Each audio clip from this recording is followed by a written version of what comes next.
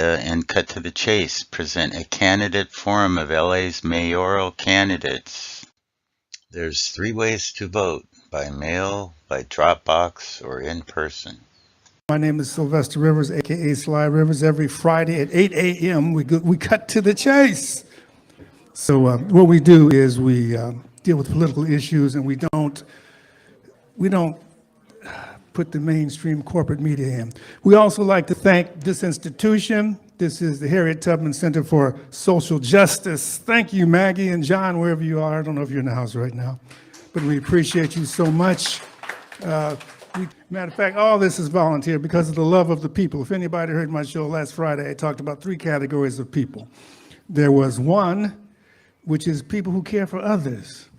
There's 2, I mean, you know, I was in a debate and somebody said, y'all care too much for other people. They actually told me that. Then there's other people who care about themselves and a certain type of people. You know, people in their category, like blacks, whites, gays, whatever. You know, I'll accept them, but I don't like you, I want to kill you. And there's those people who don't care about anybody except self. You like yours, what is it, number 46? Like 46. Only me, that's it. We also like to thank Charlie. He's live streaming it. And so let me see if I get on. We like to thank Aki Bamboo for donating the food. And who am I missing? Okay, so what we're going to do, if y'all would take your places, we're going to start this program. This is a mayoral, Los Angeles mayoral debate, or excuse me, forum. So I appreciate these candidates who RSVP'd with us, so that knows they're doing something. Others, one said no because she couldn't do it. That was Susie Kim. Then the others just ignored us. Why did they ignore us? Because they think they got that kind of power. They think they're ahead, so they don't have to interact. They don't have to get, you know, if I'm running and I believe in myself and the people, I'll go anywhere and debate with anybody. I'm not trying to pick and choose because they're probably getting paid. Anyway, let me introduce you to our questioners, people asking the questions. Is that a word, questioners? We got, I'll start with the lady on the right. That's Jan Robinson Flint. She's the executive director of the Black Women for Wellness. Give her a hand. Come on, son. Then we have, that's Charlie Wilkin. He's also a member of KPFK. He's doing the live stream and all kinds of stuff. I appreciate him. Give him a hand, yeah. And then we have Dino. He does a program on KPFK called The Signal. And I invited him because he does have a lot of politicians here. Not politicians, but he has politicians on his program. So I'm happy about that. So I wanted him to be part of our questions. What I'm going to do is have the candidates introduce themselves, because on radio, you don't see them. So I want you to be able to match the voice with the name. Make sense? Yes, it does. Just say your name real quick, and then we'll go for the 2-minute thing. Yeah. Hey, I'm Brian Acosta. Thank you, everybody, for coming. Look forward to this debate. Good evening, everybody. Buenas tardes. I am Assad Al-Najjar, and I'm running for mayor of Los Angeles. Thank you. Hi, my name is Andrew Kim. I want to showcase my baritone voice. Thank you. Hey, Andrew Kim, yeah. Ooh, baby. Hey, everybody. I'm John Logsdon, running for mayor. It's nice to say that. Thanks, Sly. Thanks, KPFK, for having us. It's going to be fun tonight. Thanks. Hello, my name is Reverend Ray Huang, and I'm also running for mayor. So great to be here. Thanks. Hello, my name is Tish Hyman, and I am running for mayor of Los Angeles. I am very happy to be here. Thank you very much. Hi, everyone. My name's Andre A. Salivra, and it would be my pleasure to serve you as your next mayor for Los Angeles. All right, so how this is going to work, we're going to start. We have our timekeeper out there. Each candidate can come up and give a 2-minute overview or synopsis of their candidacy. So I'm going to get out your way, and we're going to start with Andre, come up, introduce yourself again, and Well, thank you to KPFK and everyone who's showing up here today. Truly, thank you for your support, for supporting grassroots candidates, not just millionaire, billionaire interests who are buying their way into our elections. I think it's a real indictment on Karen Bass, Spencer Pratt, Nithya Raman, and the other candidates who aren't joining us today because they're not here for the people. My name is Andre A. Salivra, and I'm running as a grassroots candidate for working class people of Los Angeles. I was born and raised here in LA. This is my home. My grandfather came here from Soviet Ukraine, escaped the Soviet Union in the 1950s, brought our family here so that we could have opportunity that there wasn't in the Soviet Union. Our family struggled growing up. I was in foster care as a youth. I was bouncing between my aunt and uncles and grandparents' places. It was tough growing up as a second generation immigrant here in LA. I was even homeless myself as a teenager here in LA at 19. But I fight. I do not ever give up, ever. I fight. It's in my blood. We're Ukrainians. We don't give up. So I pushed. I went through community college, got myself enrolled, got $3,000 in Pell Grants. It changed my life. Got myself into an apartment, worked full time, transferred to UCLA. I graduated near the top of my class. And I had options to go to other schools on the East Coast, some Ivy Leagues. I chose UCLA. Why? Because I wanted to be a product of the public school system here in LA. This is my city. This is my home. This is who I represent. So now I'm fighting for working class people because that's who I am. Every dollar that I've ever earned is my own. I've worked for everything that I have. And I'm good at what I do. I'm an engineer by trade. I think I have the right skills, experience, and also the right just values for this job. As a working class Angelino who understands our people, who's been homeless here in the city, who understands what it's like, I'm proposing solutions that no other candidate's talking about, right? Dormitory style housing for the homeless. We're gonna convert underused commercial office spaces all throughout the city, 500 units at a time, getting people off the streets, and then creating wraparound social services, mental health treatment, jobs training and placement, addiction counseling. Then we're also going to save Hollywood. This is really important, right? We're going to bring back Hollywood entertainment jobs by closing off Hollywood Boulevard and Broadway, historic Broadway, to pedestrian traffic, making sure that people can come from all around the world to see where entertainment is made here in LA, revitalizing our tourism, revitalizing our Hollywood entertainment workers, and making sure that we have tourism dollars coming into our city to support our city. Learn more for me about me at andreforla.com. Thank you. Hello, everybody. How you doing today? Awesome. First, I would like to thank KPFK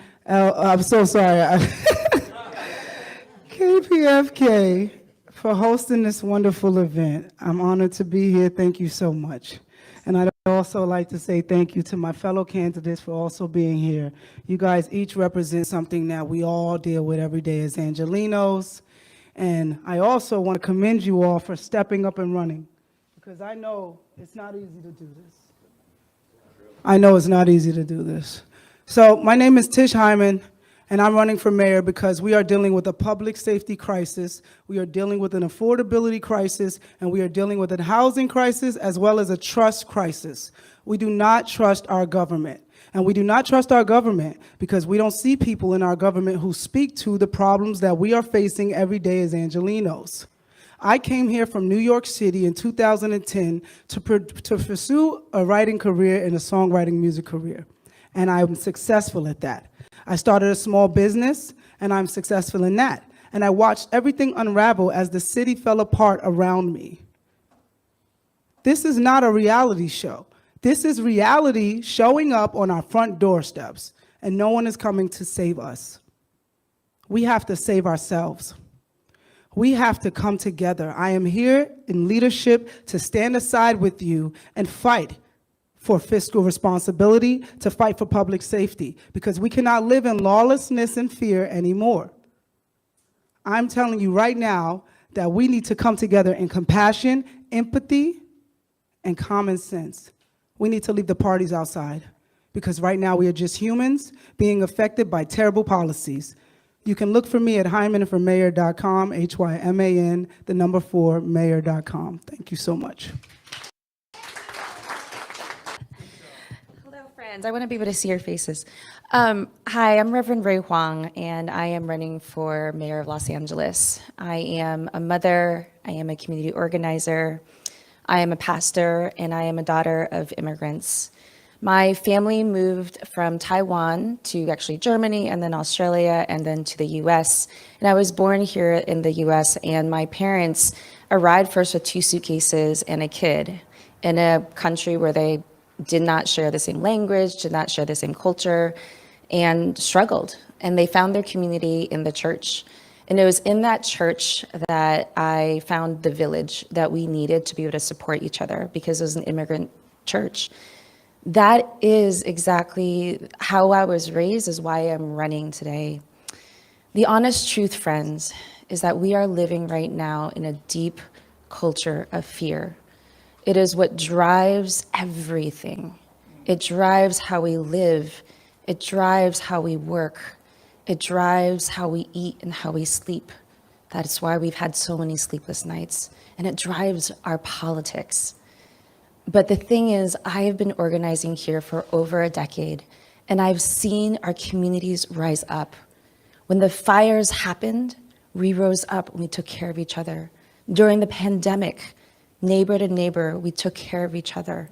We rose up for real police accountability during the Black Lives Matter uprising, and we will continue to fight until we finally demand that those funds that are going to the police go back to the community for real safety. We are fighting for our lives, and this is the moment that we need real change. What makes me different than every other candidate out there is that we are fighting an established power of wealth that is going to the very top, and we need a restructuring of our systems for the people. Thank you so much.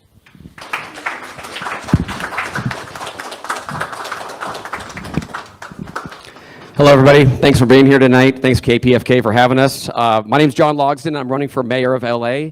I'm the common sense candidate. I'm right smack dab in the middle, and my journey to this point kind of started about 7 years ago. My 8-year-old son and I were in a park in our area, and we were in the middle of a gang shooting while just playing some soccer. It was an intense situation and one that profoundly changed my life. I went into our neighborhood council and immediately started getting involved. Since then, I've been a chair of the Public Safety Committee, and I've also been on the board of the LAPD Pacific Division. So not only that, but I'm a first responder with the ski patrol at Big Bear Mountain Resort. And when the fires happened last year, I was boots on the ground. I was up in the Palisades helping out. Going back even further, I was actually back during Hurricane Katrina. I was one of the first people that was called up to go with the American Red Cross. So I've seen huge disasters, both big and small. My day-to-day job, I'm a producer and a director in the entertainment business. I own a production company, and I've worked on well over 1,000 projects. I've worked on everything from music videos to live concerts to music videos and feature films and documentaries. And I've pulled permits, crew up, work on budgets. So I pretty much do everything within the business, wear many hats. It's kind of like being a mayor, right? Trying to make everything happen, look at committees and whatnot. I'm a family guy. I have 2 teenagers. I know what it's like to raise kids in this expensive city, and it's not easy. We have to make sacrifices, and of course, LA, we're always concerned about how safe it is. My wife and I were always concerned about sending our kids out there. Now that they're out driving and in high school, it's kind of a scary thing. I love Los Angeles. My parents, grandparents, even great-grandparents all lived and worked here. So, and I like to think that I take complete advantage of this city. I love it. Like from everything from the entertainment to the great sports teams and the food, the culture. I'm a surfer, so I love being at the beach. It's awesome. My priority is obviously public safety, you know, and obviously to make this place great, we need to work on homelessness, affordability, and the entertainment business. I'm here to fight for it. Thank you.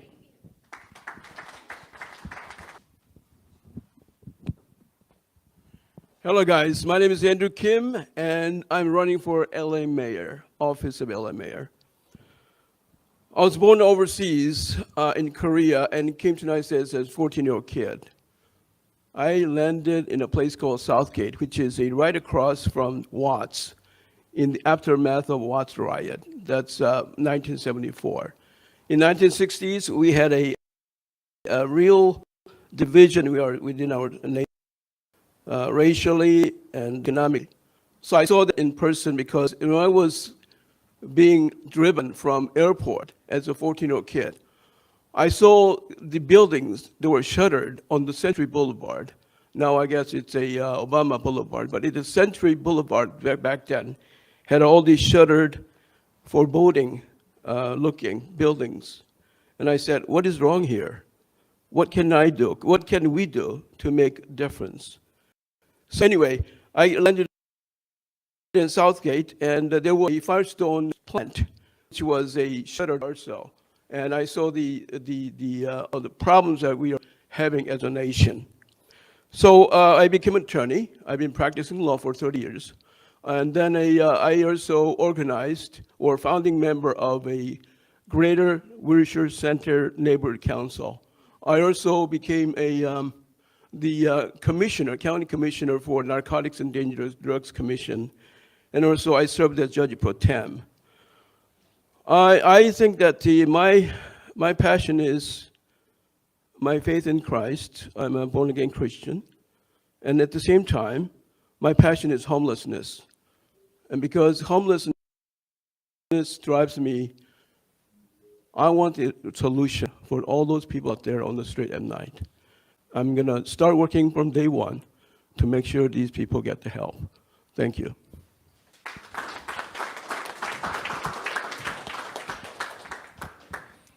Good evening, everybody, again. It's a pleasure to be here. Thank you, KPFK. And I'm Asad Al-Najjar. I'm an immigrant who landed here in the early 80s in pursuit of education and the American dream. Upon my graduation, I was blessed to start working for the city of LA. And that was the beginning of where I am today, because back in August 1989, in the hiring interview, they asked me the last question, where do you see yourself when you retire? And I said, the mayor of Los Angeles. And on the spot, I got hired. Since then, I started working very hard on that path. So the first decade, I got involved in all kinds of civil engineering projects and structural projects. The transit system, the trains you see, the D-line we just opened, a lot of these, I led the teams to get them there. I was blessed to work under Tom Bradley to begin with, and with the Reardon era, I started learning and working on the budget. The past 26 years, I'm a first responder. I work very close with LA Fire Department, the CERT team, and LAPD SLOs. Also, the past 11 years, I've been very involved with the interfaith to get all the temples, the mosques, and the church to get together. We are united in faith. Our unique city is itself has a character that we don't have in any other city. And of course, with that, I became very active in LA versus hate. Hate is occupying our city. You should see all the hate messages I've been getting the past 15 months I've been campaigning. I started campaigning against my boss, Karen Bass, back in March 2025, and I'm almost here at the end of the road. I have the solutions because I've been inside City Hall. I not only know how to run it, I know how to run it efficiently. You could see my platform at lacity.solutions. Thank you.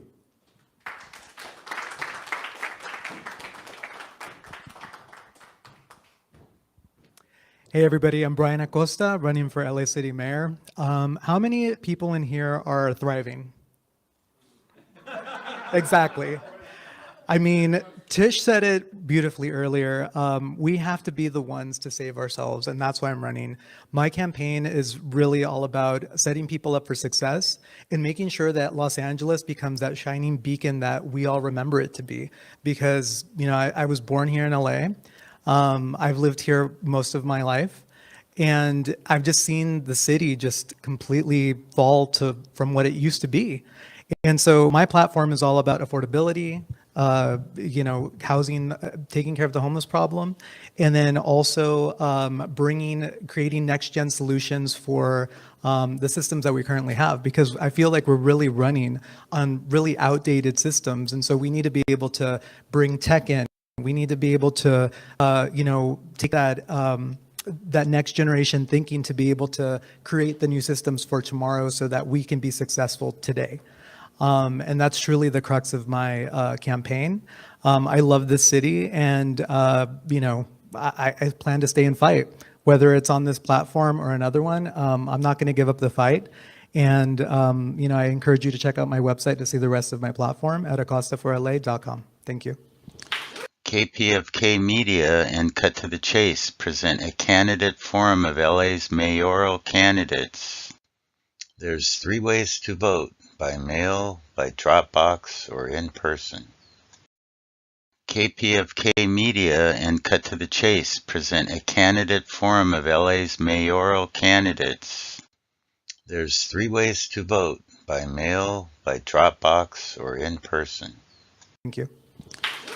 All right. Now we're going to throw it over to our questioners. Jan, you want this is Jan Robinson Flint with the Black Women for Wellness. But at any rate, thank you, Sylvester. Thank you, Maria. So what I was going to say, and I think there are 3 mics up here that folks can answer questions with or be prepared to answer questions with. So Sylvester and I have known each other about 40 years. And we were having a discussion on El Hajj Malik El Shabazz, Malcolm X, whose birthday would be celebrated on May 19th. And one of the great speeches that he gave was the ballot or the bullet. And he did that in Detroit in 1964, which was before the Voting Rights Act was signed. So here we are in 2026. A point of information, he did, that was the name of the speech, but he did several of those speeches called the ballot or the bullet. The one she's speaking of is the most iconic one. Go ahead.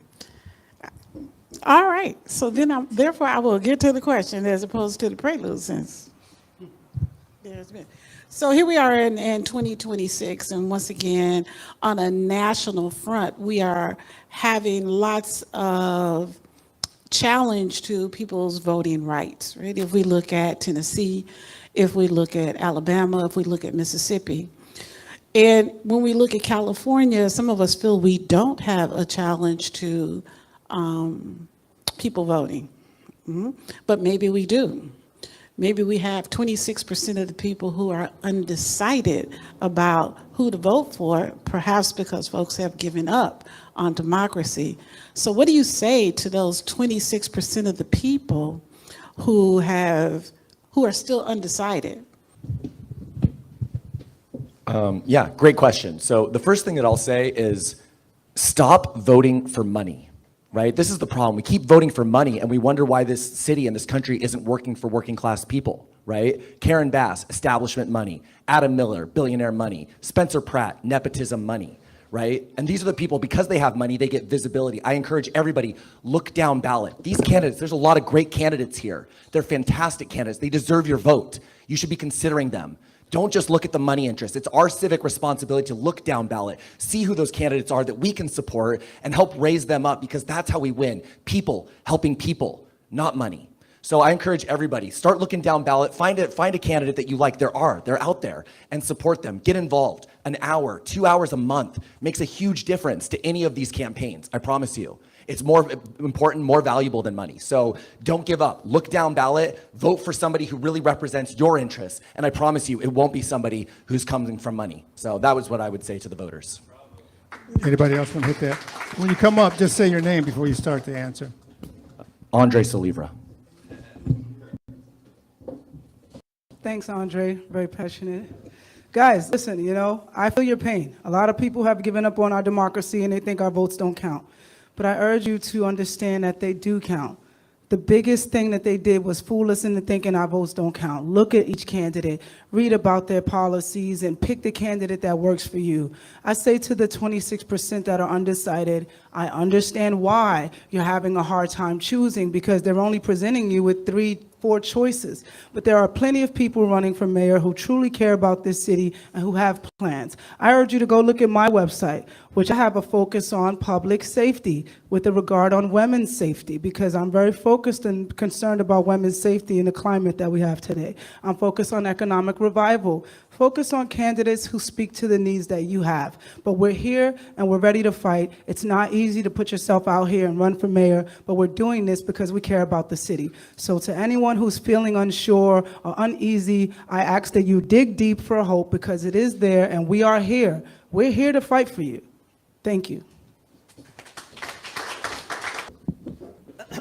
So I have a little bit of a different perspective on this. As I've been campaigning, one of the things that I've found is that people don't have the space, because we're getting hit with the war in Iran. We're getting hit with affordability. And so one of the solutions that I offered is something I'm calling the LA Now app. Earlier I forgot to mention I have 2 decades experience as a creative executive, working in tech and film and various other industries in the city.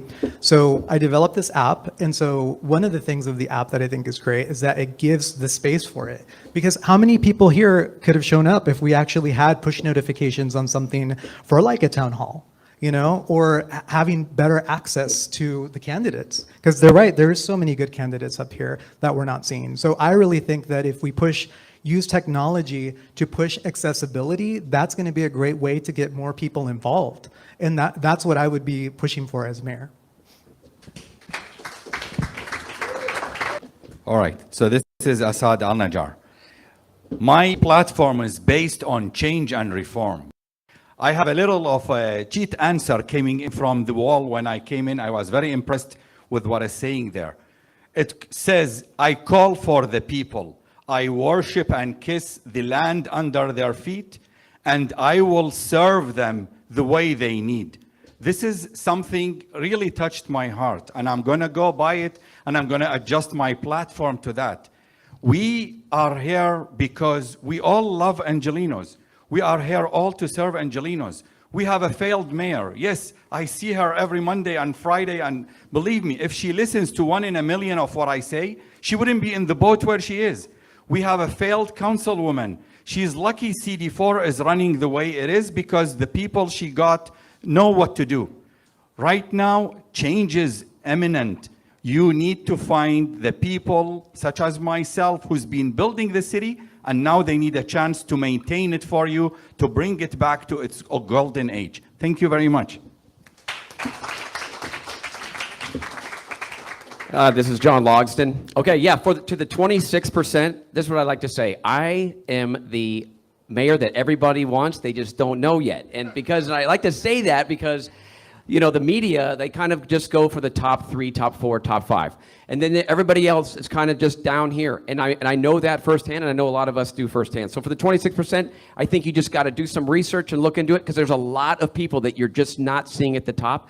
And I also like the idea of ranked choice ballot voting because I think and if you don't know what that is, it's basically like you can vote for like 3 people, right? And so you maybe pick your top choice and then your second choice and your third choice. And then it kind of weeds out from there because if everybody does it, maybe you get the first top play, the person that is in the media, but then other people are picking people down further down the ballot. So that's what I like to say. I know it's kind of a game, this whole mayor thing, and any election, so to speak. So I've learned a lot since I've been in it, and it's very interesting, so to speak. Thank you.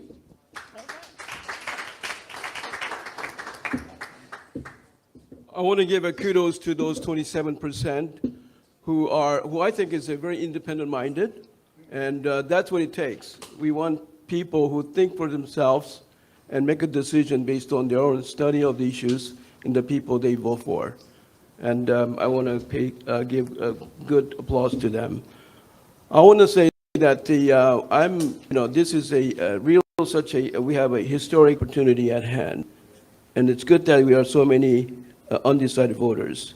Because if you vote for those 3 others, unfortunately, I never saw them in the same podium or place ever.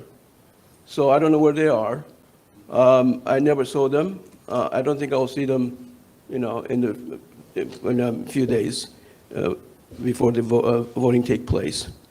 So I want to say that that my passion is for the homelessness, and it's recovery first instead of the housing first.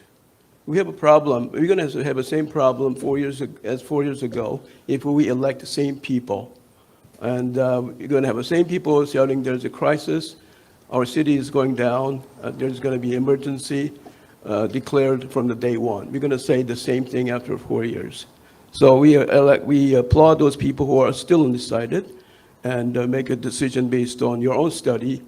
Make sure that you make your own independent decision. Thank you.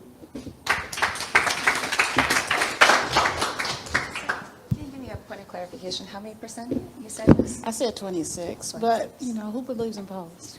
That's exactly what I was going to bring up.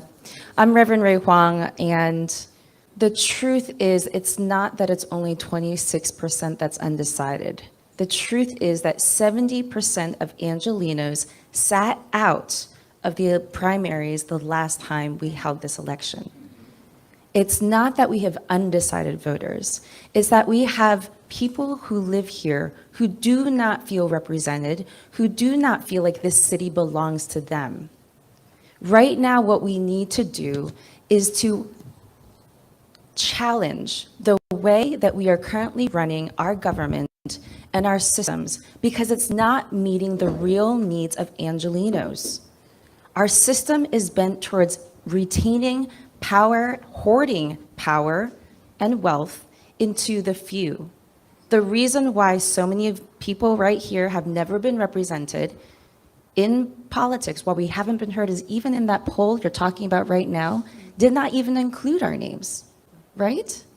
I believe my name might have been included, but. Loyola missed you. Yeah. Loyola excluded you. Oh, there we go. 100 students from outside Los Angeles. So here's the reality.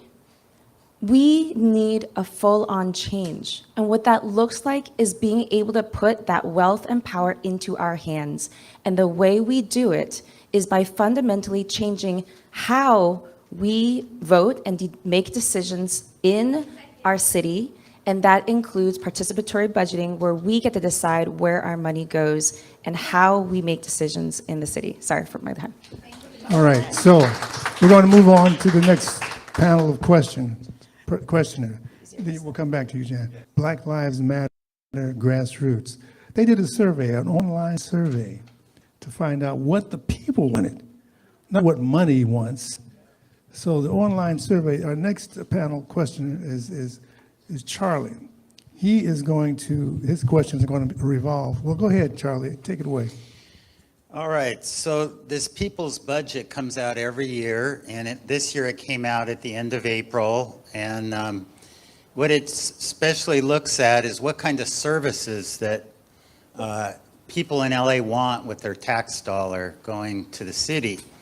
And some of the key demands were, on this particular survey of 1,300 people, police funding reduction. Nearly 90% of respondents rejected increases in the LAPD budget, which often accounts for a high percentage of city spending, roughly 46% in previous years, and a shift to public services. Residents advocated for increased investment in affordable housing, mental health, crisis teams, and park maintenance.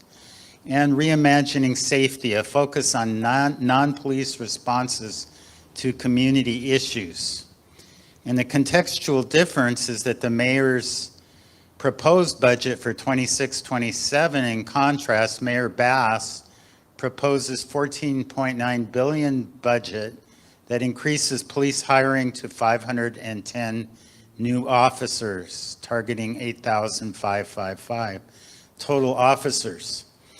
Well, in the context that we have, our country has about 10 times more incarcerated people than other modern countries in the world.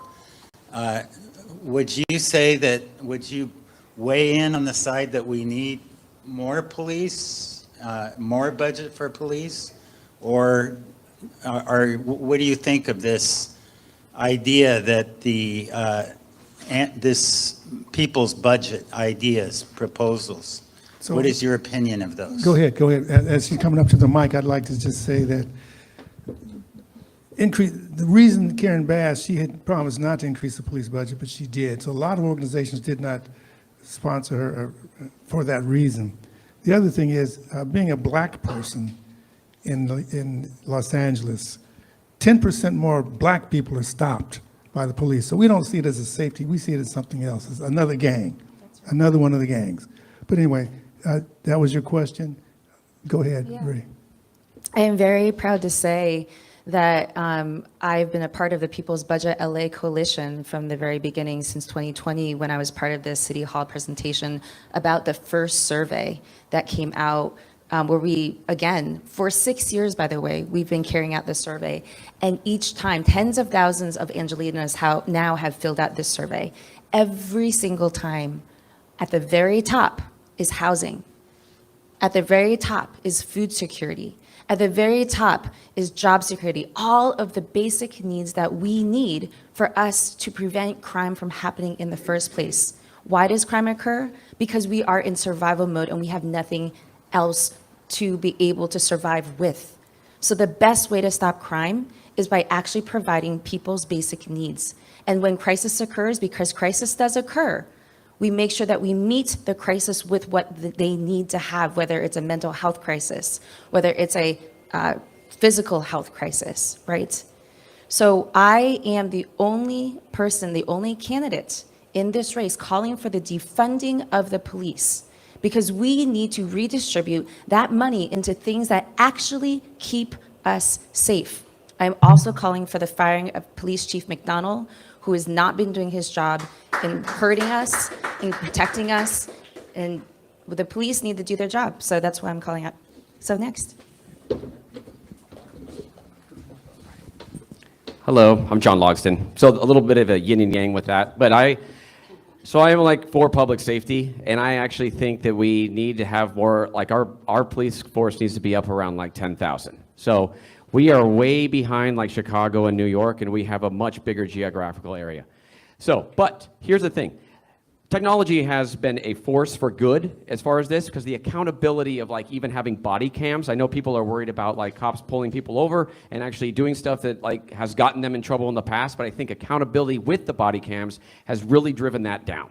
And that's the accountability that we need. Also, I am 100% for having interventions with people that aren't needing cops. So like this circle team, for example, which goes out and when there is an issue that doesn't call for force like police, you know, then that's the kind of intervention that we need. That's where some of our money should go. So that's where I feel about that. And like, I think what we need to do with all the Olympics, the World Cup, and just how much happens in this city, we just need to make sure that we have a good, solid police force. Thank you.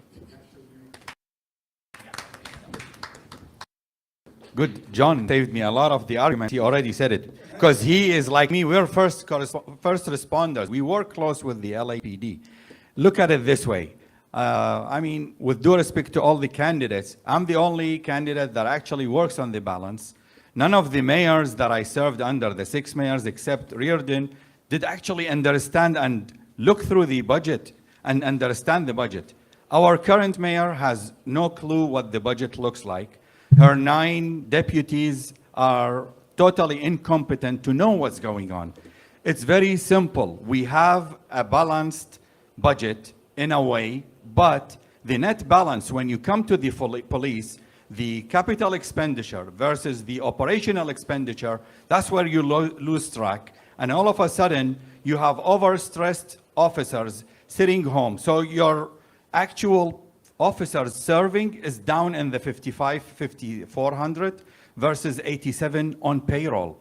And all this has to do that on day one as your mayor, I will audit the budget and fix it. I can fix it. Not only that, I'll use only 80% of it, and 20% will be as unforeseen condition or for the next mayor, or like the 2 colleagues here who deal a lot with the IT budgets, they use it for other stuff. Thank you. Next candidate, and you have 30 seconds to respond to something that you don't agree with. So feel free to do that. So for this issue, I think the conversation is like take away money, add money. I think it's actually just reallocating the resources we currently have.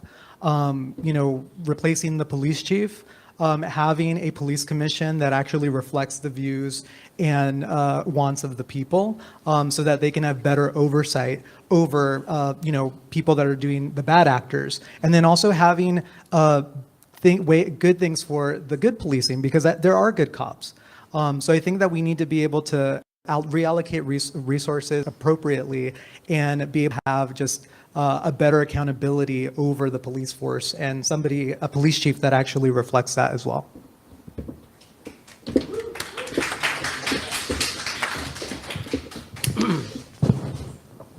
Some of you may not know that John was a former police officer himself, so he has a little different opinion about that. I'm also in agreement with John that we need to increase the police presence. I would say maybe about 1,000 or a little more, because I think that safety is a very important engine for the prosperity within our city. So we have a problem with our crime, and that need to be curtailed. And then somebody said that the judge, the police chief McDonald should be fired. I don't know about that. I think he's doing a tremendous work. I think he's doing a good job at a very difficult situation. I think that right now the problem that we have is a homelessness issue that is so dwarfing the whole situation, where the crime and drug issues are prevalent out there. So we need to curtail, as long as we can curtail and take control of the homelessness. I think you can go a long way to make a less burden for our police department so that we can have perhaps less police officers out there. But right now we need the police officer because we have a FIFA and the Olympics that's coming right now. Thank you. I'm just going to say one thing real quick. This is John Logsdon. I appreciate, Andrew, that you think I was a cop, but I actually was never a cop. I was a first responder, but that's it. So thank you. Just clarifying, I'm all about truth. So there you go. So look, I'm going to answer the question. Yes, I believe in a people's budget. I believe in civic assemblies. My name's Andre Saliva. I'm running to be your next mayor for Los Angeles because I'm representing the people of LA. It's our money. It's our taxpayer money. These politicians think they know better than us where our money should be spent. No, they don't. We need to fight for it. And this is why we don't support LAPD increasing their budgets. Why? Because we see that LAPD has a culture problem. Right? This is the problem. If the LAPD were treating people with respect, with dignity, we might be in favor of increasing their budgets, but they don't. They beat the hell out of us. They fire rubber bullets at us. They violate our rights. They spend $300 million a year in liability payouts. It's a culture problem, and McDonald's responsible for that, and so is the mayor. Right? As mayor for Los Angeles, I'm going to reform culture at LAPD. I'm going to make sure LAPD knows they work for us. They respect us. They treat us with dignity. Even if you're a criminal, you get treated with dignity. Right? That's important. Right? That's justice. That's what our police need to stand for. And so, yes, I believe in making sure that our police are held accountable, and we will not increase their budget until they treat our people better, period. Thank you. So guys, I wanted to go last because I'm not an engineer, but I grew up in the Bronx, New York, in an under-policed area on welfare. And I don't believe we need less cops. I think defunding the police is the opposite of what we need to do. We need law and order and accountability. Now listen, we are in a new day where there is technology that can hold officers accountable. We can do better training. We can reallocate money into training so we have less liabilities and they know how to do their job better. But I grew up in a neighborhood where there were no police, and it was scary, it was dangerous, and it was very hard to get them to come out and service my area. When you defund the police, I believe that the poorest neighborhoods suffer because Beverly Hills is not having this problem. West Hollywood is having less of a problem. There's going to be police there. But we need to make sure that our police are trained properly, the funds are allocated properly. We also need prevention programs. What stopped me from turning to crime is having after-school programs. It's those programs that gave me insight and gave me inspiration. There's a balance here that we need. We don't need less police. We need better trained officers. We need better emergency response services. We need to be safe in our communities. So I don't think defunding the police is the thing I support. Reallocating funds and making sure our officers are trained and making sure that the people who need it most get the safety and the help that they need. Thank you so much. I'm Tish Hyman. Just a clarification, it's not to just defund the police, it's to reallocate the money so it goes to other things.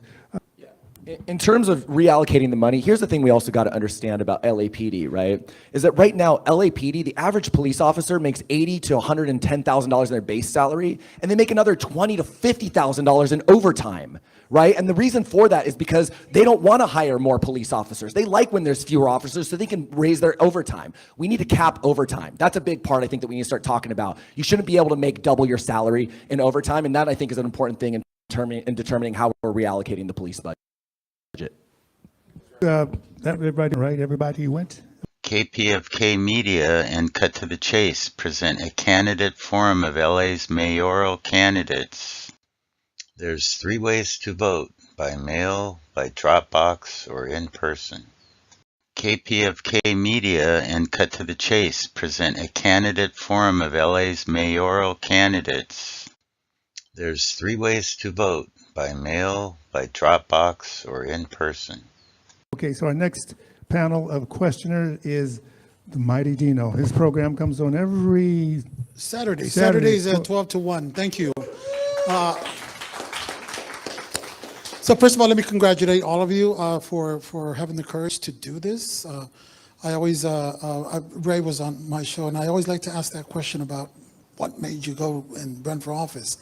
So props to you all. I want to give a little context to my question, and this is going to speak to you all as you face the challenge of one day becoming a public office holder. And that's this. Around 2010, the city of Los Angeles, the county of Los Angeles, started picking up the dubious distinction of being the wage theft capital of the nation.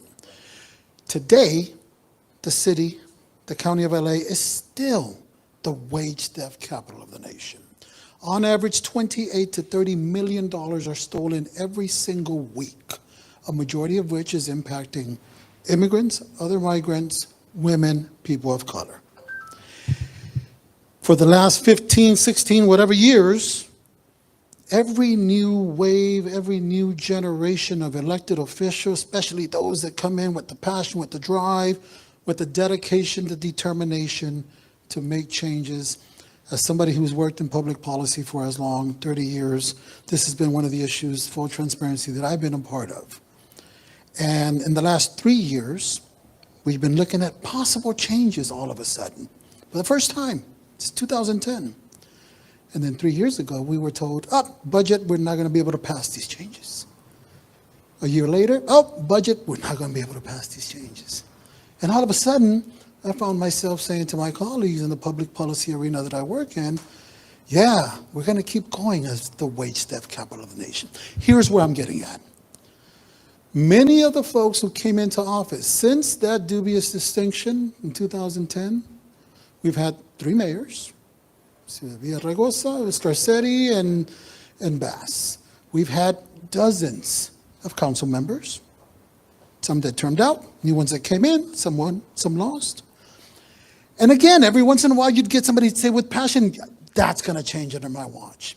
And here we are, 2026, and we still hold that distinction. At some point, everybody who previously said, I'm going to make that change because that's ridiculous, came up against one universal truth. You're walking into a system. I think it was Ray who said, we need to change the system.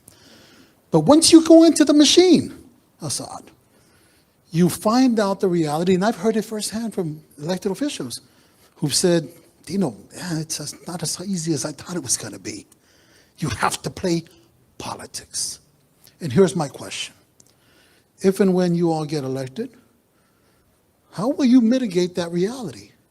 Because every step of the way, as we campaign, we have promises, we have realities that we say, look, this is what we need to do. And you walk in there, you realize the system hasn't changed whatsoever. You are walking into that system. So my question to you all is, how do you mitigate that reality?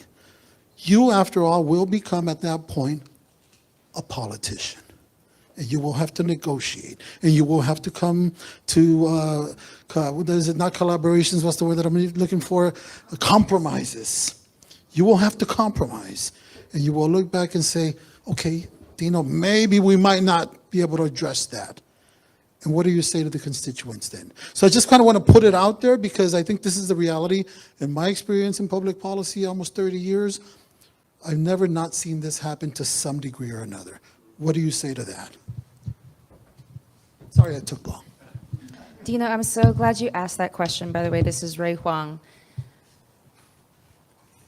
Because here's the thing. This is the reason why I'm running the campaign as we are is because I'm a community organizer. For us, this has never been about the moment. This has never been about just getting to November.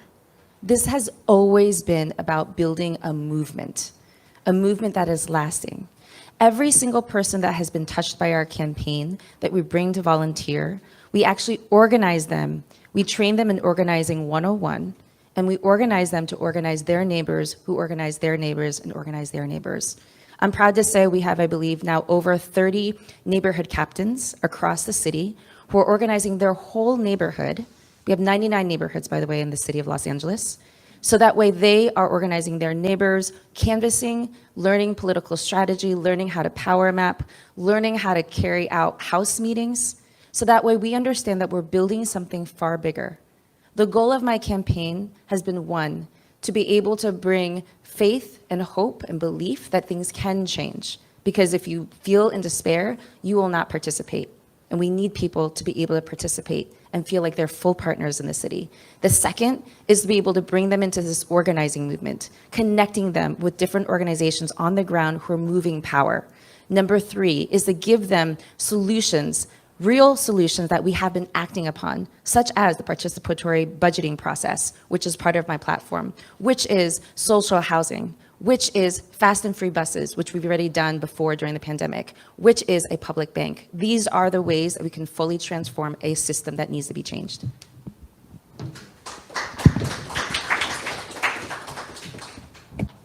Oh, systems.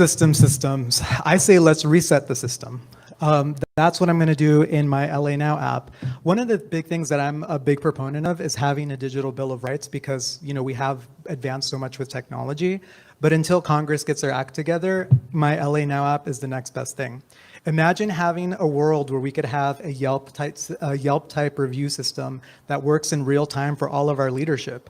I think this is a great way to be able to hold people accountable in real time and actually, instead of compromising, saying, no, these are the things that we want as people to be passed. These are the things that our community needs, and this is how we're going to do it. So, and the great thing about it is, as a mayor, that gives me a bully pulpit to also hold these people accountable. If I'm able to see, Nithya spent $2 million building 2 bathrooms in Runyon Canyon, I'm like, hey, what's happening over there? Why are we overspending on something that we all know we can get for like 30 grand? So having that level of transparency and accountability is going to be key, and that's a great solution and part of my campaign on how we're going to change things. Thank you. This is Asad Al-Najjar. So as a senior manager, whenever I did any of the bids and the projects, I always insisted on the certified wages list because that was my own contribution within my little bound of the projects that I handle to put a limitation on the wage theft. The wage theft is happening a lot, yes. I've discussed it with the DA Hockman a couple times to find solutions on that. Like Ray was mentioning, the neighborhood council, when it started 26 years ago, we had the power to go in and try to do, even though we always stumble on a closed door, but that never stopped us from speaking until we had City Attorney Mike Fura. He put a gag order on us in which I've been fighting since 2016 to get over it. Heidi Stein still tried to put gag on us for us in the Porter Ranch Neighborhood Council not to speak about anything because they go, okay, you're a city employee, you're a Porter Ranch Neighborhood Council, and then you're just coming and say, I am an Angelino? Yes, I am an Angelino. I speak as an Angelino. The way we do it, we expand what I've been doing as a little senior manager in there on a citywide. And then we get the empowerment from the future city attorney to the neighborhood councils. Thank you, sir. Okay, city theft is, the labor theft is a very important, wage theft is an important aspect that we need to tackle, of course. But I think that more important is the whether a candidate is actually independent of the special power. I think that's very important. My candidacy has been, by the way, my name is Andrew Kim, I apologize, has been beholden to none. And that's my motto. And as you can see that, look for people whose candidate is supported by special interests. I think when you see that, then that person probably is going to be compromised by those interests. So the fact that we don't see those 3 other candidates here speaks a volume that they don't need you guys. They just need those special interests to get elected, so they don't really need you guys. So I think that that's one way of knowing it. I think that we need to have an independent audit of all the departments so that so that our government, city government, is run efficiently. We did have a Department of Efficiency, but somehow it disappeared, defunded, but we need to bring it back. Thank you. Hey, everybody, I'm John Logston. As far as the wage theft, and I think this is where we are in 2026, honestly. I think we're at the precipice of where technology is here and accountability is here. So we should be very transparent where everything is going, how the money is being spent. Now, I'm not a politician, sure. I've signed up to run for mayor, so automatically I'm sure like all of us all of a sudden are politicians, right? We're up here, I'm up here talking right now. But what I'm saying is that like, when you get to City Hall, when you are the mayor and you're trying to, like as I was saying before, I was raised in a household that was a divided house. I was a Republican dad, Democratic mother. So I like to think that I personally bring people together. That's why I feel like that's where my leadership is. And as far as being accountable, and there's things that come up, sure, we need to play the game. Someone wants something over here in this district, someone wants something over here, and we got to do that. We actually have to come to a compromise. And that is where politics becomes that fine line. But I think what we need to be is we really need to be just transparent. So I have an ideology that I believe in, and if I'm going to try to go forward with that, and I'm going to try to push, but there's pushback on that, and I have to compromise, at least with accountability and transparency, the people that voted for me will know where I stand. Thank you. Tish Hyman, 3 things: audit, improve, replace.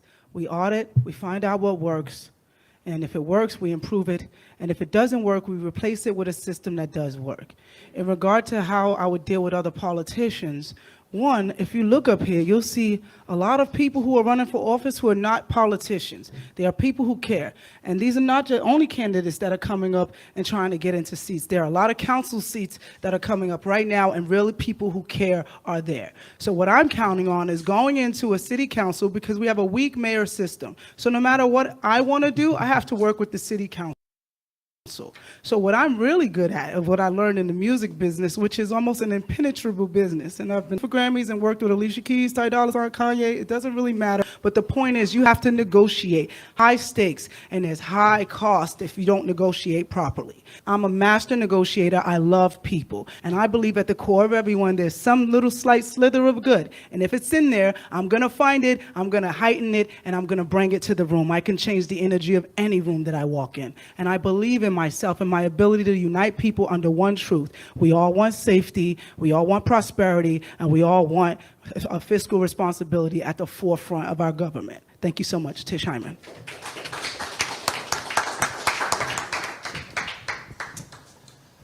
Thank you. My name's Andre A. Salivra, running for Los Angeles mayor. So, wage theft, it's a problem, right? We need a system that actually works, right? We keep hearing this. The system is broken. The system is broken. I'm literally a systems engineer by trade. I'm one of the top systems engineers in the entire United States. I've been doing it for 15 years. Companies call me when their systems are broken to fix them. Why? Because I'm good at working cross-functionally with lots of people across dozens of departments, teams, executive people, people working in the warehouses, people working in marketing or other departments, right? I can do this at City Hall to investigate the situation, figure out what's going on there, create a solution, right? We create multiple solution plans, figuring out which one of these has its pros and cons, and then we align the people. This is the most important part. We need a mayor who's going to align the people, use the power of the microphone, use the cultural power of the mayorship to align the people behind a common cause. That's why as mayor for Los Angeles, every second Sunday, once a month, outside of City Hall, I'm gonna give a State of the City address, where I will address the people of Los Angeles, right on the steps, telling you what's working, what's not working, who are the roadblocks, who are the people that are preventing us from making progress in our city. I will identify them by name because I'm an independent, right? And I'm fighting for our city, working class people of our city. And I will tell you, the people, how you can get involved, how you can put pressure, where the pain points are, and so we can get aligned to make real progress and real change in our city. My name's Andre Salivra. Vote for me on June 2nd. Thank you. Easy. But I want to look at the question of safety. Now I want to ask a couple of candidates who had opposing views to come up with the policing thing and redoing the budget. I think you two, I want you up there, and you, if you all go to the mic. I want you to, because some wanted to increase the police budget and others said we have to reimagine. So what I want you to talk to each other of how and why it should or should not work. My opinion, I guess I'm allowed to give my opinion, is that I heard on the radio this morning, not a different station, I shouldn't say, but that there was a situation where a family won a multi-million-dollar settlement because a police officer planted a taser on the gentleman, planted a taser on him. And he said, oh yeah, my life was in danger, blah, blah, blah, blah, blah, blah, blah. So when we keep saying retrain, but it's a culture that's been there.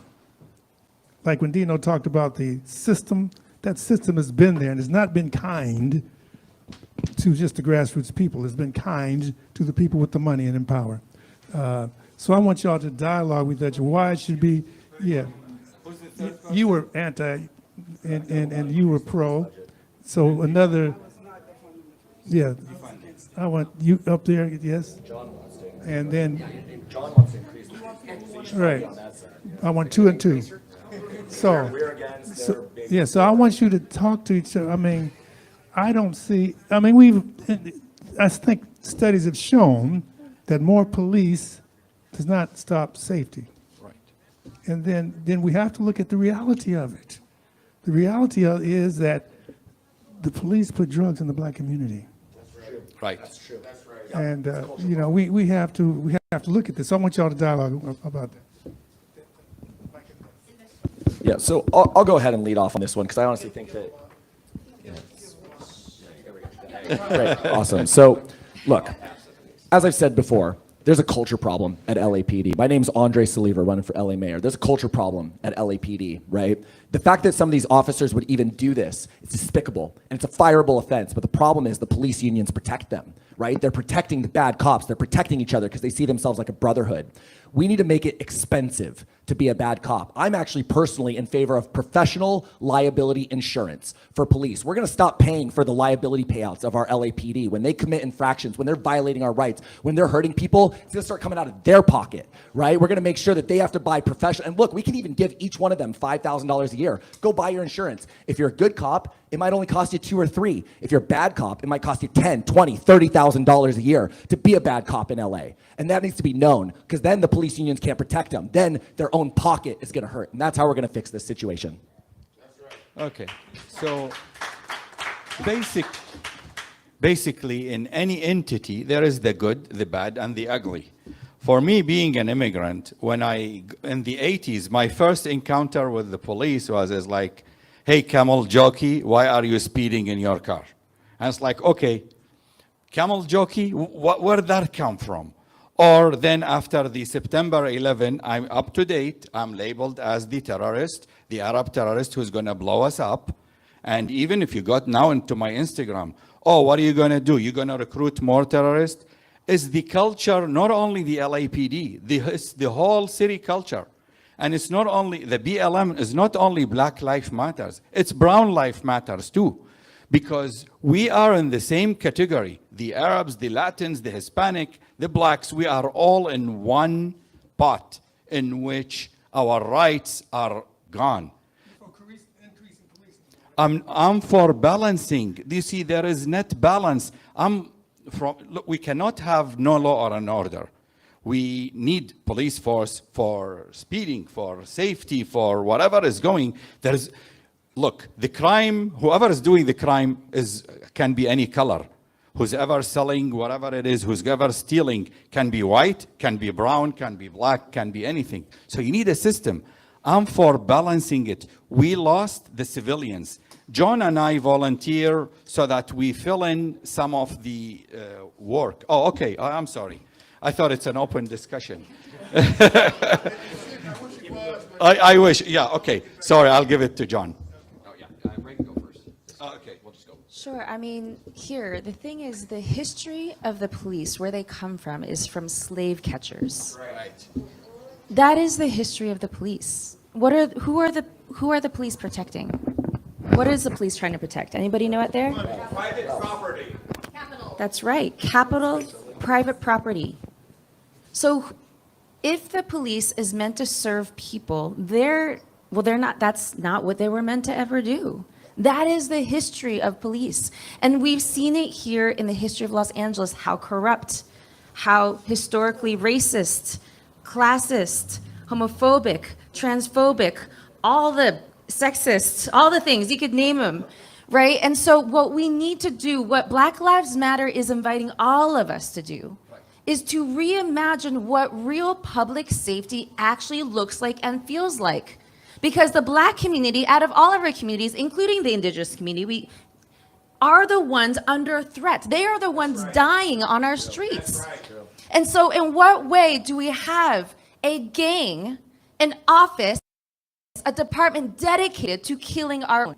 You want to talk about real safety? Let's talk about the fact that we have less police officers than we've ever had, and we have lowered homicides. Crime's down.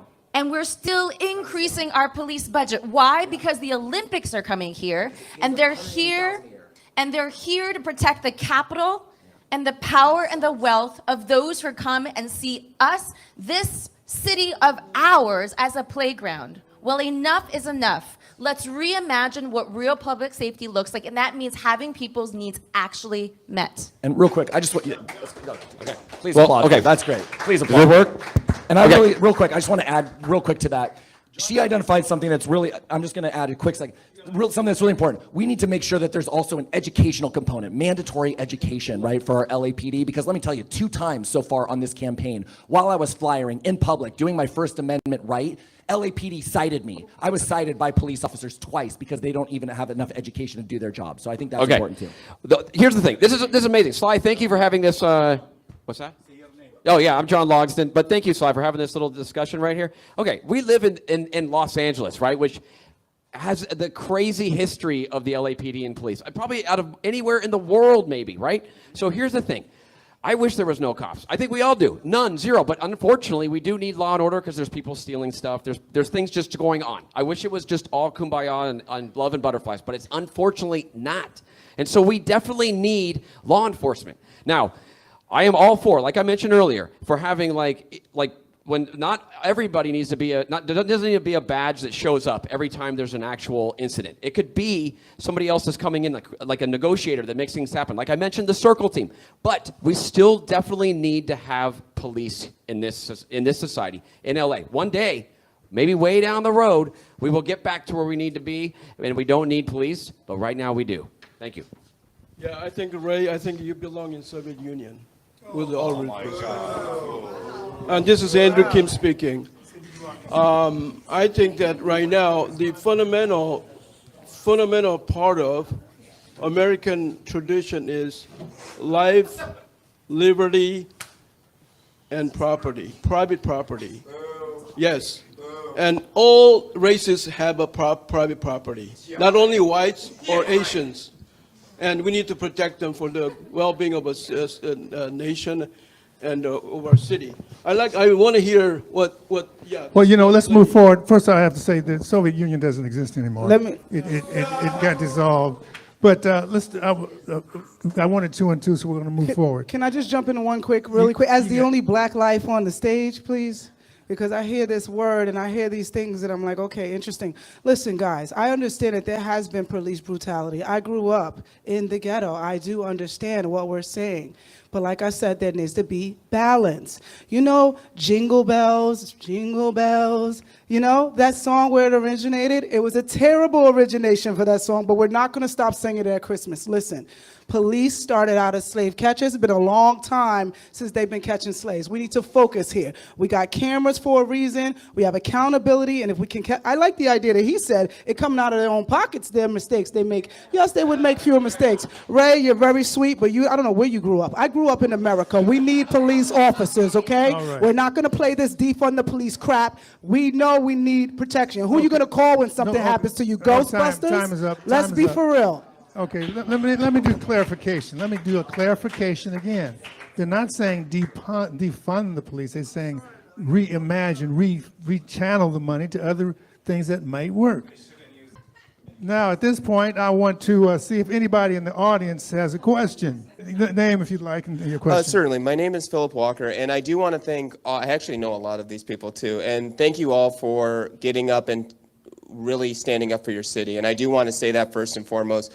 we may all disagree, but we all agree that we love this city and that we're here for it. And I know that you all have worked hard. Like, I've seen you all work hard. So I want to say that first and foremost, and that's very important. And your question. The thing that thank you. The question I want to ask too is, like, the point becomes this: like, some people need protection from the police. And I want to actually give you an anecdote from 2020 when I was actually involved in the protests in Santa Monica, and I literally watched platoons of police run past looters with buckets full of shoes to beat the living crap out of protesters.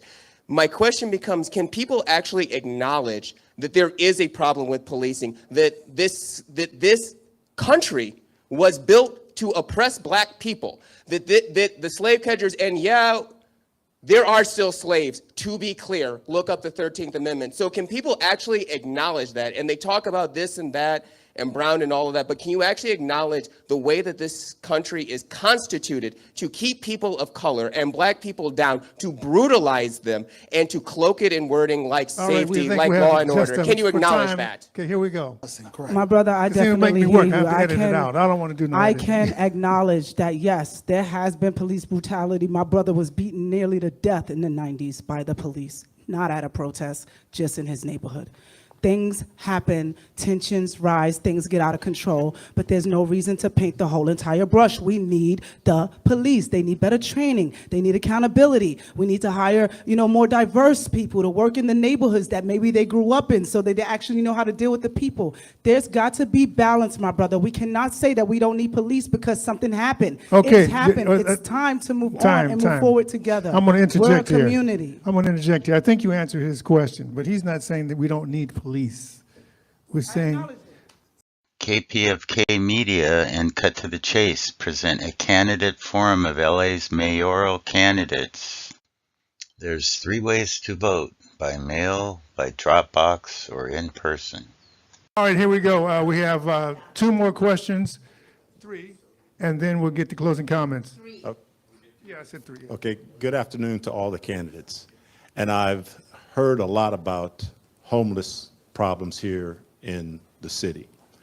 My question is, as mayor, I don't know if you have the ability or authority, but someone like me, I'm retired. I've worked for 40 years. I'm collecting my Social Security now. Where can I find affordable housing so that I don't become homeless? Because the average price of a home here in Los Angeles is well over $500,000 or $600,000. That is out of my bracket. So where or how would you address affordable housing so that I'm not a drug addict, I'm not a criminal, I don't have a record, and all the issues about homelessness have been about someone that is not like me? Thank you for that question. Brian Acosta here. So I think it's a layered thing because right now also what's happening, why, when people become homeless that are, working individuals, because there's a lot of people that are working poor, it's really hard to get back into housing because it's so expensive. Who has $8,000 off, just to get into a place? So one of the things I want to do is I want to have a layered system where people can, if you're a good renter, maybe you only pay the first month's deposit, you're able to just access a home more easily. Also, I want to push co-op housing where we would have studios, 1 bedrooms and 2 bedrooms for $200,000, $400,000, and $600,000, where instead of renting from somebody, you'd be able to build equity. And the great thing about co-op housing is that it'd be non-speculative, so that future generations would also be able to have permanent affordable housing. Thank you. Yeah, this is Assad Al-Najjar. I'll refer back to what I stated earlier, the 277-page plan we have. Plus, during the Garcetti era, myself and a lot of the senior engineers, and even including my wife that works in the city of LA, we started working on the Abridge home, in which identified a lot of the buildings to be refurbished. We put how we're going to do the asbestos cleaning. We defined how we're going to have a retrofit. We defined how we're going to build tiny homes. We put a plan on the container homes. We put a plan on the prefabricated homes. Everything was going in. We have budget. The city of LA has the money. Right now, it's wasted left and right, and nobody knows where. I know where it's wasted. I know exactly. There's like a $400 million disappeared, and I keep asking my boss, hey, Karen, where is the 400 million? And it's like, get out of the room. You don't belong here. No, really, we have it. We can do it. It's got stopped. Garcetti used COVID to stop, but then now, with me, I know what it is. Day one, implemented. I fire all the deputies and all that. I have a great team here. They are ready. We are all, look, maybe one of us is going to be the mayor. And whoever it is, we're going to work collectively together because we complement each other. Thank you. Thank you, Assad. And yes, it would be my pleasure to work with any number of these people here. Truly, Assad's fantastic, but everyone here has smart ideas. And my friend, your question resonates with me. I was homeless here. I've been homeless here. Even now, after I've made it, whatever, I still rent. I've rented my whole life. I've paid $300,000 of money that I've earned to landlords. I own nothing, and they want it to be that way. The solution, social housing. We need to improve social housing. Every other modern country around the world has some amount of large-scale social housing. 40, 60% of people live in social housing, dignified social housing, right? We make it a priority, right? So it's not a speculative asset like Bryant was talking about. So it's something that people live in, working class people. We don't have to worry about their rent going up despite the economy struggling, which is happening right now to everybody in our city, right? We need more social housing options. So that's why I'm promoting public dormitories, right? For the lowest, most vulnerable, with even single room occupancy and even places to move you up. And then I want the city of Los Angeles to buy apartment buildings, own and operate those all throughout the city. Social housing options where if maybe you're a city employee, you could get one of those. And they're nice, they're dignified, they're modern, they're new. But we need our government everywhere, not just here in LA, but around the entire United States to start investing in social housing for the people. Thank you. I agree. So we often talk about housing and homelessness as two different things, but the reality is they are two sides of the same coin. And the antidote is permanent affordable housing, and it is through social housing. I'm proud to say that I've been working on social housing for the last 6 years of my career. I have helped pass a statewide bill that is a study bill on social housing in the state, so we can identify what strategies and solutions we need for the state to be able to build out the infrastructure we need to expand social housing in the state of California. I sit on the advisory committee of the state, and over the last 6 years, I've been also supporting our Measure ULA, which is now revenue for social housing, which is right now being under threat and under attack by Mayor Karen Bass and also Councilmember Nithya Raman. And we need to be able to ensure that we are protecting Measure ULA so that we can continue to use the $1 billion of revenue that will continue to expand to build housing. And let me tell everybody, because this is a conversation right now, ULA has not hurt our supply. In fact, we have had more apartments built over the last year than we ever have before, and we're going to continue to do that. So we need to expand social housing, and that is actually how we're going to be able to stabilize our own Angelenos that have housing. By the way, also tenant protections is something we need, so I'll plan on co-sponsoring a bill to repeal Costa Hawkins. I want to answer his specific question because his question was about him as a man who's aging and living off of Social Security. I worked with the CFB Foundation for many years, and what we do is we celebrate our elderly. When I traveled in Europe a lot, I saw a lot of elderly people out at the nightclubs and people chilling. My wife, she takes care of her grandmother. They're from Russia. She's taking care of her elderly grandmother. They're not putting them in homes because we find that the deterioration of the mind is happening in these homes. So my point is, the same way we have Medicare for like people who are above a certain age, we need Rent-A-Care for people who are above a certain age. And that's a program that's specifically designed to help people who are now living on Social Security, veterans. These are specific group of people that are really being overlooked because there are people that they feel are more in need than them. But the truth is that everyone has different needs. While I won't say social housing, social, this word scares me because we got the DSA creeping their way into our government through socialism. And we've got to be careful. We've got to be careful with words and manipulation. We are a sensationalized community, and we've got to understand America is under attack internationally from foreign special interests. Say what you want. I'm just telling you how I see it. I have the right to tell you, and you have the right to accept it or not, but do your research. Do your research. Next to the last, okay, go ahead. how are we going to lose a perfectly good nation like United States, prosperous nation? I think that we have a problem right now with affordability. When we have so many of these houses and even necessities in daily lives, food, all that is so expensive these days. And I see so many people are having difficulty. I mean, Social Security benefits, I don't know, that doesn't cover anything near what's required for daily living. I myself, I worked my butt off all my life. I barely bought some sort of house, and some, area that's not very expensive, okay, in my 60s. So it is what it is, but we need to get this thing in control. And then we want to make sure that our housings are affordable, and then we want to make sure that the permits are streamlined so that more houses are available for average people. And I think that's how we prevent a perfectly good society like ours from falling. Thank you. Hello, John Logsdon here. Make it 30 seconds here. Okay, first of all, I think rent control is the main key. That would be the key of what happens. You reach a certain age, and you're like retirement age, and it should just be capped. That's what I believe on that. Now, us working folk that are still out there, yeah, sure, it is what it is. But that's what I mean. I also think that we need to build. I know SB 79 is coming down. I don't want to be like going into all this, but I just want to say that I think that we need to actually build more in transit areas, create more housing stock that'll drive competition, which will actually create lower prices down the road. Thank you. We're going to have two more questions, and then we'll have closing comments. Hello, everyone. My name is Mohammed. I was born in Detroit. I recently moved to California to become an Angelino, Michelangelo.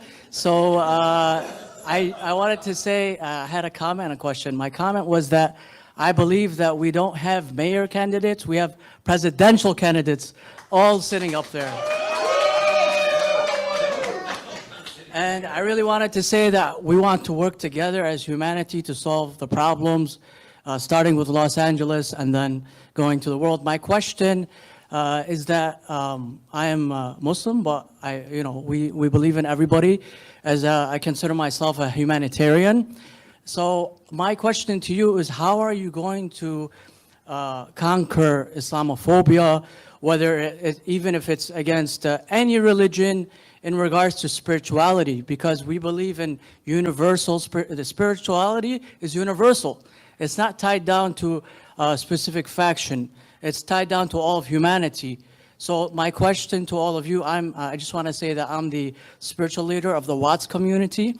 This is why I moved to California. And so they chose me to represent them spiritually. So we have the... Good question. For time's sake, let's get to answers. Thank you, Mo. So, being the Muslim candidate, I mean, I consider myself an American and Los Angeles, Angelino, and that's about it. But from the campaigning, I realized there is a lot of this Islamophobia going. Folks was asking me about Sharia law, and it's like, what the hell are you talking about?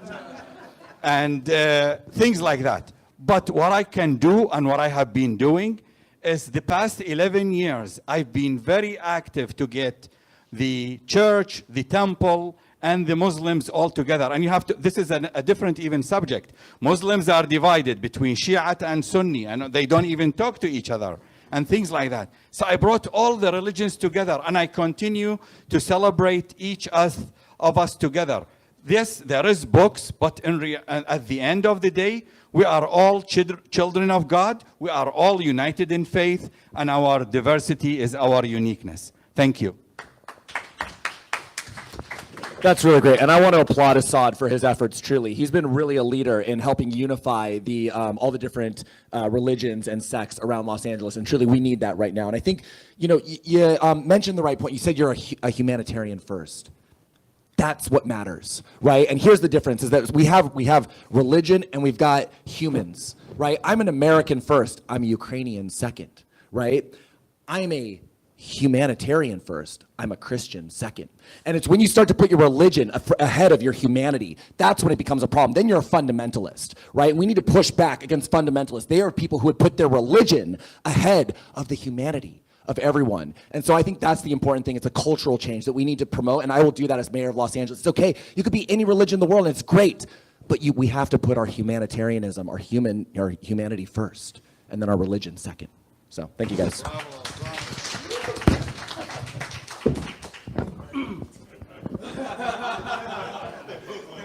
My name is Andrew Kim, and I want to remind you that there's a way to tell the good religion from bad religion, okay? You see the fruit of what they're teaching, the fruit of their product. Let's see the product. If it's good, 9 times 10, it's good religion.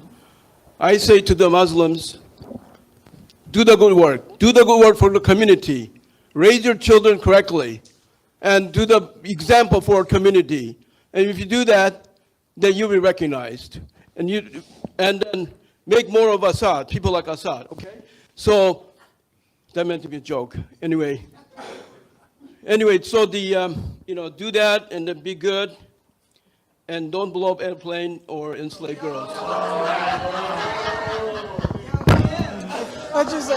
That was very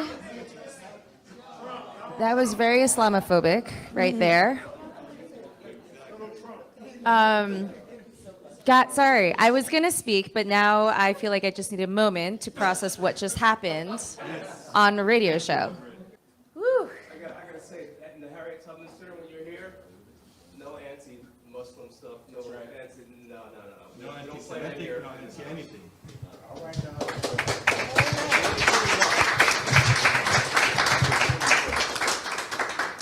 There's no such thing as good religion and bad religion.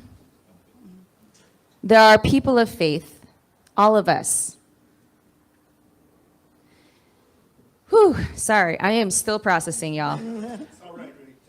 I am a pastor, and I have been working my whole career around bringing different faiths together, whether you are somebody who considers yourself a person of faith or not, to be able to figure out where and how we are moving to build and to challenge and to change this world together. And that is the only thing, that is exactly what we need to do to be able to combat Islamophobia, to combat anti-Muslim sentiment, to combat anti-Semitism. These are all the ways that we need to come together. So we do have to actually spend time together. I spent time in the West Bank myself. This is why I am for Palestinian liberation, and I feel very strongly about it. And so the ways that we can be able to bring ourselves together is that we have to actually create third spaces. And this is why actually something like fast and free buses, I actually see as a way to be able to bring our communities together, as well as creating more opportunities to continue to build with our faith communities to solve our problems. And so I've actually been very active in this for a long time, working with Clue, working with LA Voice, and I will continue to do that as a mayor of Los Angeles. Quick, 2 seconds. 2 seconds. Hello, Tish Hyman. I was in Israel on October 7th, 2023, when the war started. And this is what I got from all of this as an American here. We are Americans first. We are whatever we are after that second. No one deserves to be discriminated against. No one deserves any hate. There aren't any special groups that deserve more protection than any other group. We all should be protected as Americans here because we all want the same thing: prosperity, safety, and for our city and people to thrive. So for me, I look at it all like whatever religion you practice, that's on you. We're all Americans. We're human beings first, and we need to act as that. Even with the parties and political, we're human beings first. We need to get back to humanity. That's my thoughts on that. Thank you so much. Brian Acosta here. So as a tech person, I actually think that because technology has evolved so fast, right now what we're feeding is the algorithm. The algorithm is what's really hurting us because what gets clicks? The people saying all these nasty things. And so as mayor, what I really think we need as a mayor, we need somebody that understands the technology side so that we can actually push back on it, because that's what's dividing us right now. You know, it really is. You look at TikTok, you look at Instagram. I mean, even my ads right now, it's so homophobic. It's just so ugly. And so we need to be able to have a mayor that understands technology and takes the fight to the tech companies. That way we can start bringing down those walls and we can start really unifying in a way that makes sense. Also on my LA Now app, there's a feature so that you could actually see what cultural events are happening, because right now we don't know. I would love to go to some Jewish bar mitzvahs or, you know, some Muslim temple activities, but we just don't know. It's always hidden. And so the app will make it easier to access that. And I just think we need somebody that can, you know, take a handle from a technology standpoint. All right, I'm John Logsdon. I just wanted to say, look at us mayoral candidates up here. Every single one of us is like, this is a diverse group, right? This is LA. This is what is amazing about this place. And it's also like we all come from different religions, backgrounds, cultures. So we all have to respect each other. That's the main thing. It's about love and how we are as humanity. That should be the first priority. I don't know who said that. Andre, I think did. But you know what? Let's just be good people. That's all it is. If we were all good people, we wouldn't need cops. We wouldn't need all this. We would be able to just police ourselves. That's where it all is. So let's just be nice. And there we are. Thank you. Okay. Okay. Did he speak? Did you speak already? Yeah. No. Sit. We have one last question. You already spoke on this question. Okay, you want to speak? Yeah, you can do that. Somebody. Yeah, like 30 seconds. It came out really wrong that I somehow dislike Muslims or Islamic religion. No. What I'm saying is that I love all the religions. Islam is one of the main religions that I respect. That's all I have to say. All right. You made a joke with bad taste. I think that's what happened. All right, so this is KPFK's mayoral forum. We're wrapping up now, and we're going to have one last question from Executive Director of BW, Black Women for Wellness, Jan Robinson Flint. Go ahead. Okay, so I'm here today wearing my Black Women for Wellness Action Project hat. Black Women for Wellness is a 27-year-old organization in Los Angeles. Black Women for Wellness Action Project is a C4 organization. We started in 2017. So I actually have a couple of reminders and a call to action for you all. So today is May 16th. The last day to register to vote is May 18th, right? So that's this week coming up. Now, you can go and vote at a voter center, but then your vote is your ballot is a provincial ballot. It's counted last. Okay, so your call to action. Everybody in Los Angeles is not registered to vote. Register for people to vote, because every single one of these folks up here need people to vote for them, right? So one website that you can go to is called 1 Million Black Voters Rising. This is a national movement to register 1 million new black voters. This is because there has been such an attack on black voting rights all across the South, okay? So I'm gonna tell you that website one more time, 1millionblackvotersrising.org. And your charge and your call to action is to register 4 new voters before May 18th. You got 2 days.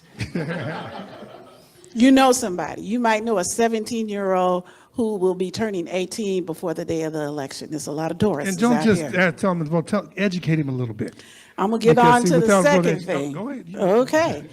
The second thing in terms of your call to action, we live in Los Angeles, we live in California, we live in America. It's a democracy that costs money.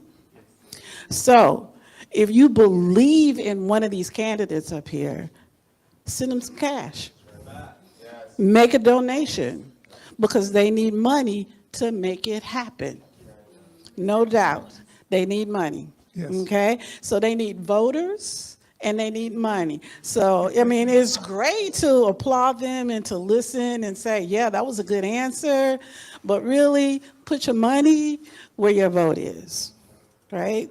Because that's important. That way they don't have to take money from big oil or industry like that, and they won't be then subject to the whims of that industry. If you want a people's candidate, you got to fund a people's candidate. Okay, All right. One more point. got it.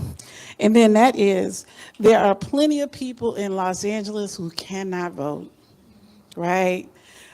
Sometimes for various reasons, in terms of it could be a conviction, it could be a citizenship status. But you know what? They can influence people, right? So if you run into folks that you are attempting to register and they can't vote, information is so critical. Have that house party, because chances are they know some folks who do vote and they can influence them, right? So you got actions. We are close to June 2nd. Voter centers open on May 23rd. That's next Saturday. There is challenge to the post office right now. So a lot of people might want to wait until the last day to mail their ballot. I'm going to suggest you not do that. I'm going to suggest that you get your ballot in, if you're mailing it, well before the day of the election, because that postmark might not get on that ballot until well after the election if you mail it on that day. So you want to make sure your vote is counted. If you're mailing it by getting it in, I would suggest a week before. That means this week. So if you're mailing it, mail it early. Well, not mail it now, because the challenge is the post office, and will it get the postmark on it in a timely manner if you mail it on that day?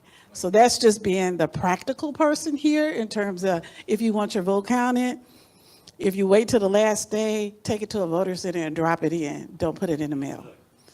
So my question would have been to all of you, what is your path to victory? I pulled out my ballot. This is not my ballot, this is a sample ballot. There are 14 names on this ballot in a space where you can write in a name. Yes. So that means you got to have a path to victory, right? How do you get to be in this jungle primary, one of the top 2 candidates to keep it moving forward? Great question. Let's do this. Let's wrap that into your closing comment. How's that?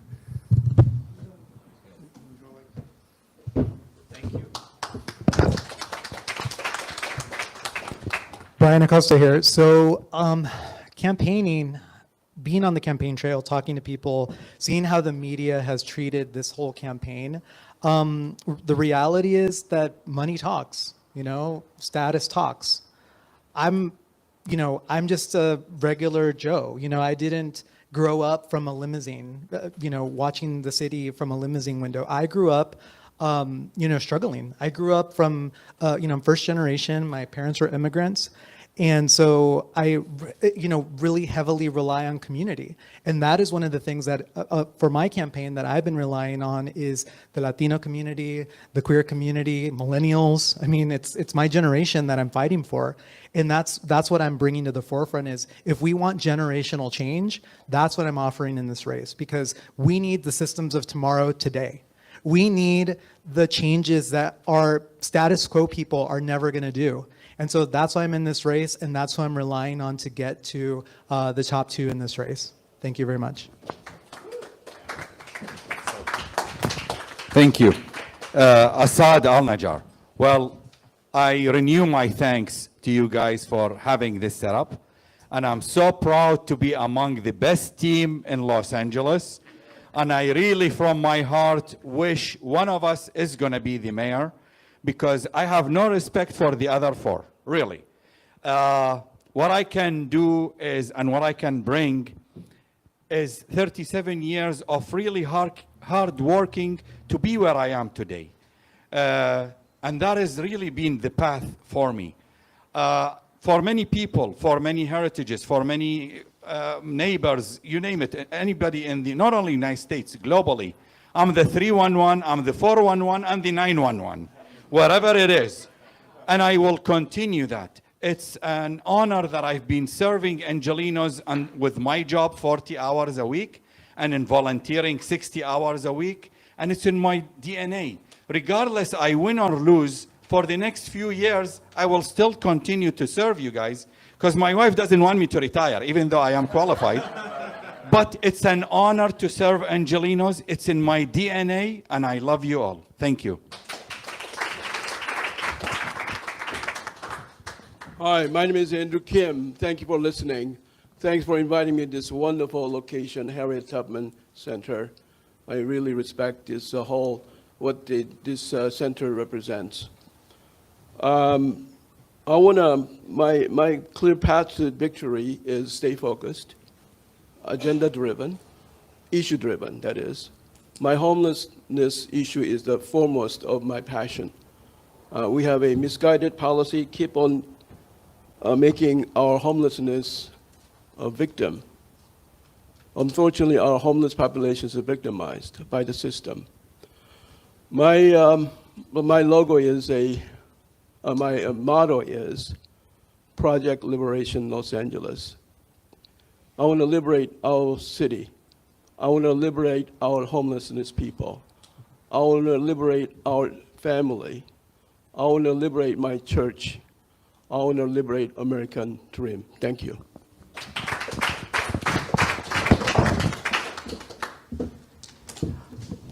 Hello, everybody. I'm John Logston, and I just want to say, as far as how I'm going to make it to the top 2 for November, I'm just head down. I'm going to try to make it happen. I'm going to work as hard as hell. But here's the thing. I'm a regular, everyday guy. I work my tail off for actually my 9-to-5 job. I've got kids. I got a lovely wife, and I am a true Angeleno, and I'm fighting for LA. And I work in the business, in the entertainment business. I believe I'm one of the only ones in this in the group that actually is boots on the ground working every day. I got 2 jobs coming up this week, which I'm juggling the mayoral thing and actually producing. So I'm going to fight hard to make sure that there is no runaway production and that we are keeping entertainment, film business here in Los Angeles. That is my #1 goal for like the next 2 weeks. Get that word out and make it happen. Let people know that I'm fighting for them because there's a lot of Angelenos doing that. Okay, here's another thing. Obviously, my slogan is let's go. And that is really, we need to make things happen quicker in this town. I've seen how the current mayor right now has, everything has just been on fast forward in the last few months, but there was 3 years where things were just not happening. So we need to make it happen right now. Let's go. Thank you. And I want to just thank everybody here, everybody that's listening on the radio and in here in this room. Take a deep look at everybody up here. Look at the platforms because they are all great and everybody put their heart and soul into that. Look at mine, logsden4la.com. Thank you, and thank you to KPFK. Appreciate it. Whew, sorry, I'm still processing, to be very honest with you, what happened back there. I'm just being so honest. I felt like my gut was punched to hear the anti-Muslim sentiments named on the stage, which just zero tolerance for that. Period, in this city. As far as how our plan to win, I am very proud to say that we have now raised over $500,000 with matching funds to be able, with zero money from corporations, zero money from lobbyists, over $500,000 to be able to put into our campaign. We have knocked on thousands of doors, and our field capacity is we are focused on that and to make sure that we hit as many possible doors as we can by by June 2nd. We have reached 500,000 people now on social media. We have well over 1,200 volunteers who are actively engaged in our communities and actively engaged in our campaign. This is the path to win, is that right now we are in a culture of fear. People are too afraid to be able to even imagine that this city could work for them, that they could have a life here. We need to change that around. And that's exactly why I'm running for office, because as I've been saying, it's not that the system is broken. It's that the system is working exactly as it's designed to work. The problem is it's not designed to work for you and I. And that's why we need to mobilize, move, show up, vote, volunteer, get activated, and finally change the system so that we make sure that this city works for working Angelenos. Tish Hyman here for my final word. And honestly, I'm already at the victory lap. Let me explain why. because I will never stop fighting for Los Angeles. Something awoke inside of me. And I left the studio with Ty Dolla $ign, I left Kanye, I left everybody at the studio to fight for this city, and I'm going to keep fighting. You know why? There's little girls dependent on me. There's women dependent on me. I know I've been in so many town halls where I see black people's history and our civil rights used as a mask for other people's agendas, and black people, we have a unique struggle in this country. Do not forget it. It is unlike anyone else's. It doesn't handicap us. It doesn't make us special, but it is unlike anyone else's. And I got tired of seeing all these other groups pair their struggle with black struggles. They are different. That is a fact. And I will be here fighting for this city forever. So I don't care about just this election. I'm going to bring $3 billion to Los Angeles annually anyway, because I already got the plan. And I already met with the people to make it happen. I love you guys. I'm fighting for this city. No DSA in LA.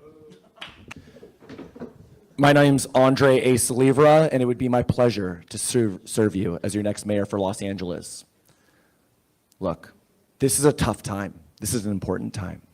Seriously, this might be like the defining election of our generation.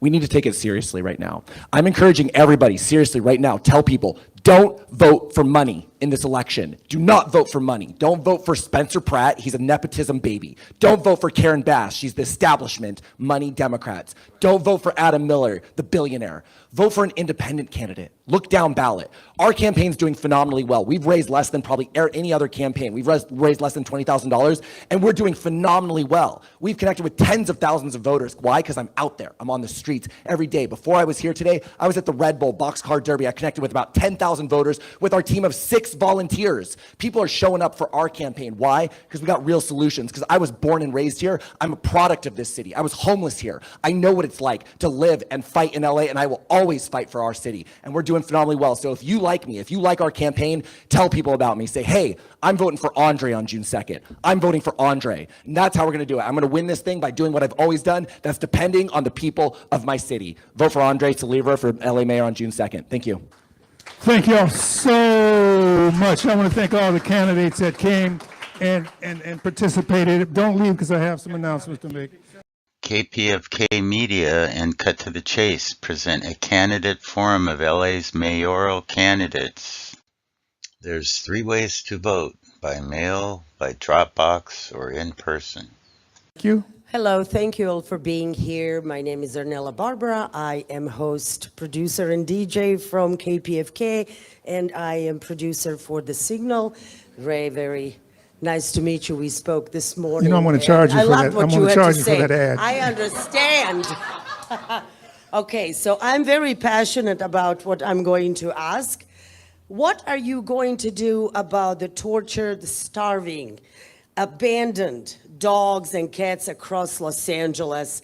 Have any of you actually visited Skid Row, animal shelters? Have you seen the suffering with your own eyes? These animals cannot talk. They cannot not ask for help. They cannot vote. They only wait for your help. Anybody want to? Okay, here we go. Thank you. Thank you. Assad Al-Najjar.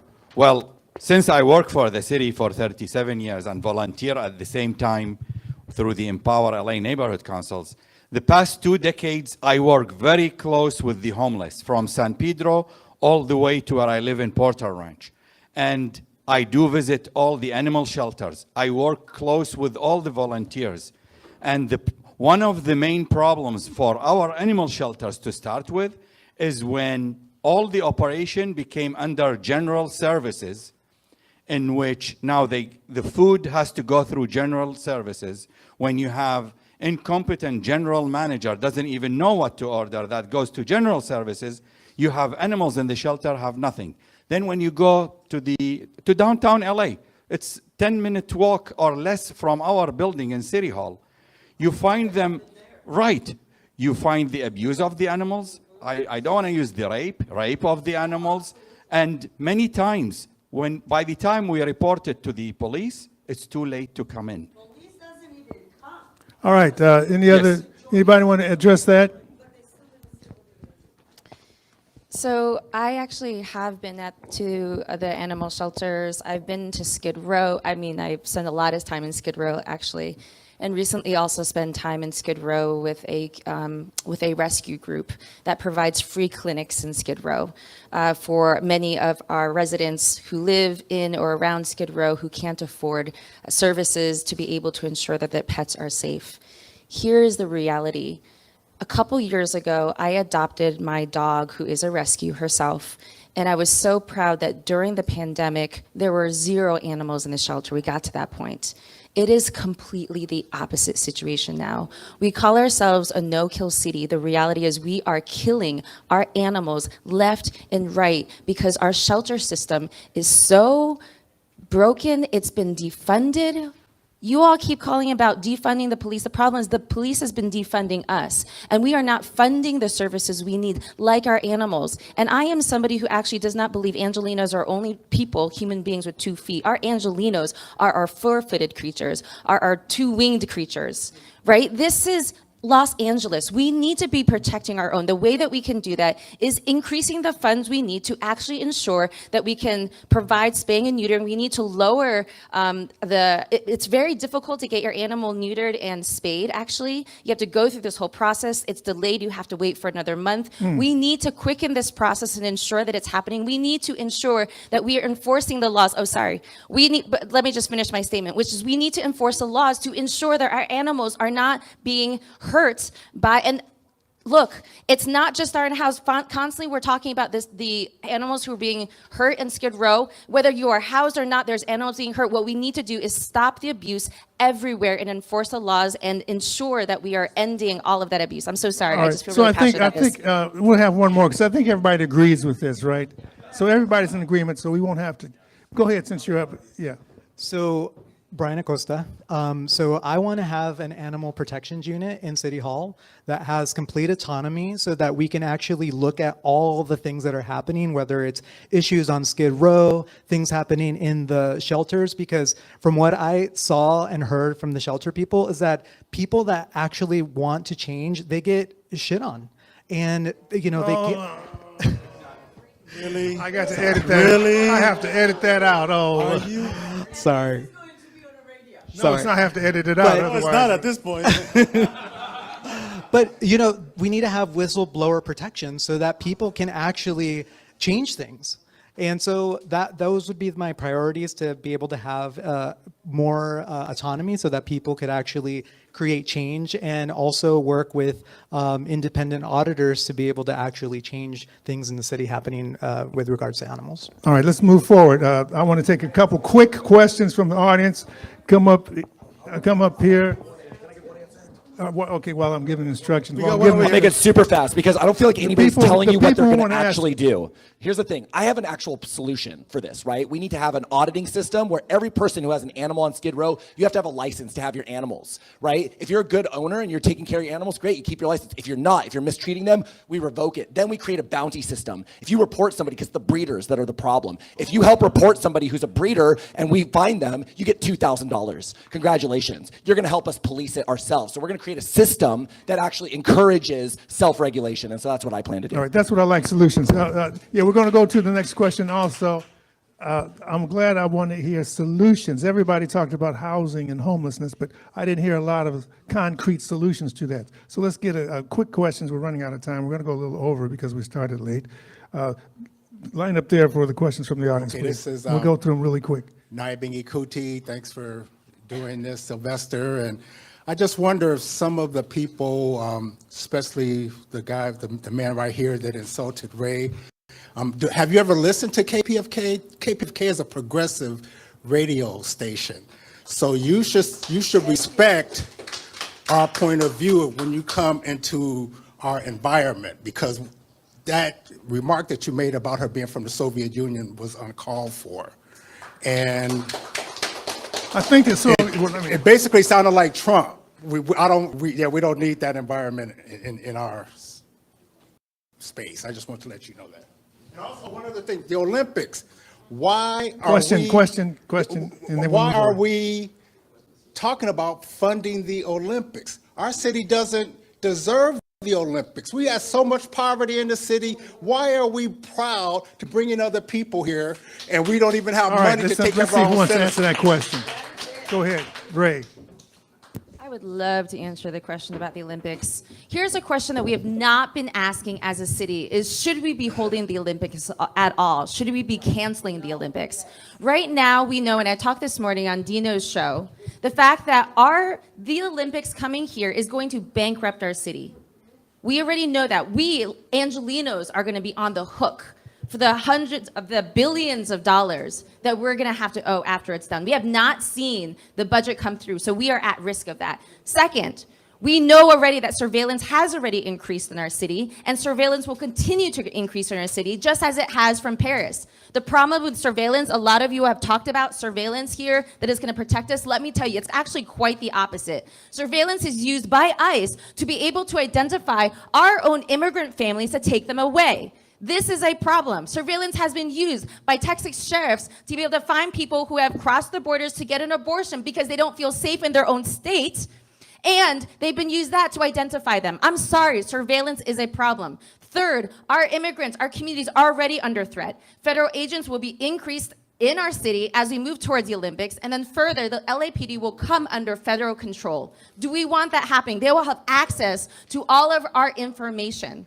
We need to be asking the question, and I didn't even begin to talk about Airbnb. Right now, the Mayor Bass has already proposed that we give Airbnb more money. Sorry, they're going to give us money so they can buy off our city. We're going to increase the evictions of our families, and we don't even have enough housing. So there's a lot of questions we need to be answering in this moment, and I'm calling for a task force in the city to question whether or not we should be canceling the Olympics.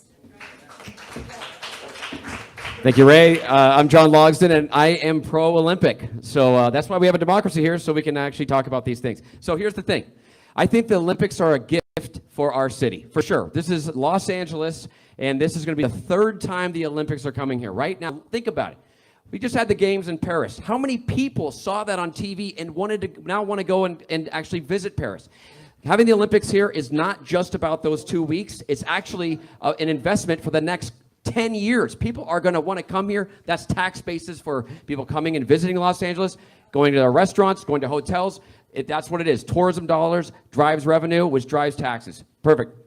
Olympics, let's go. All right.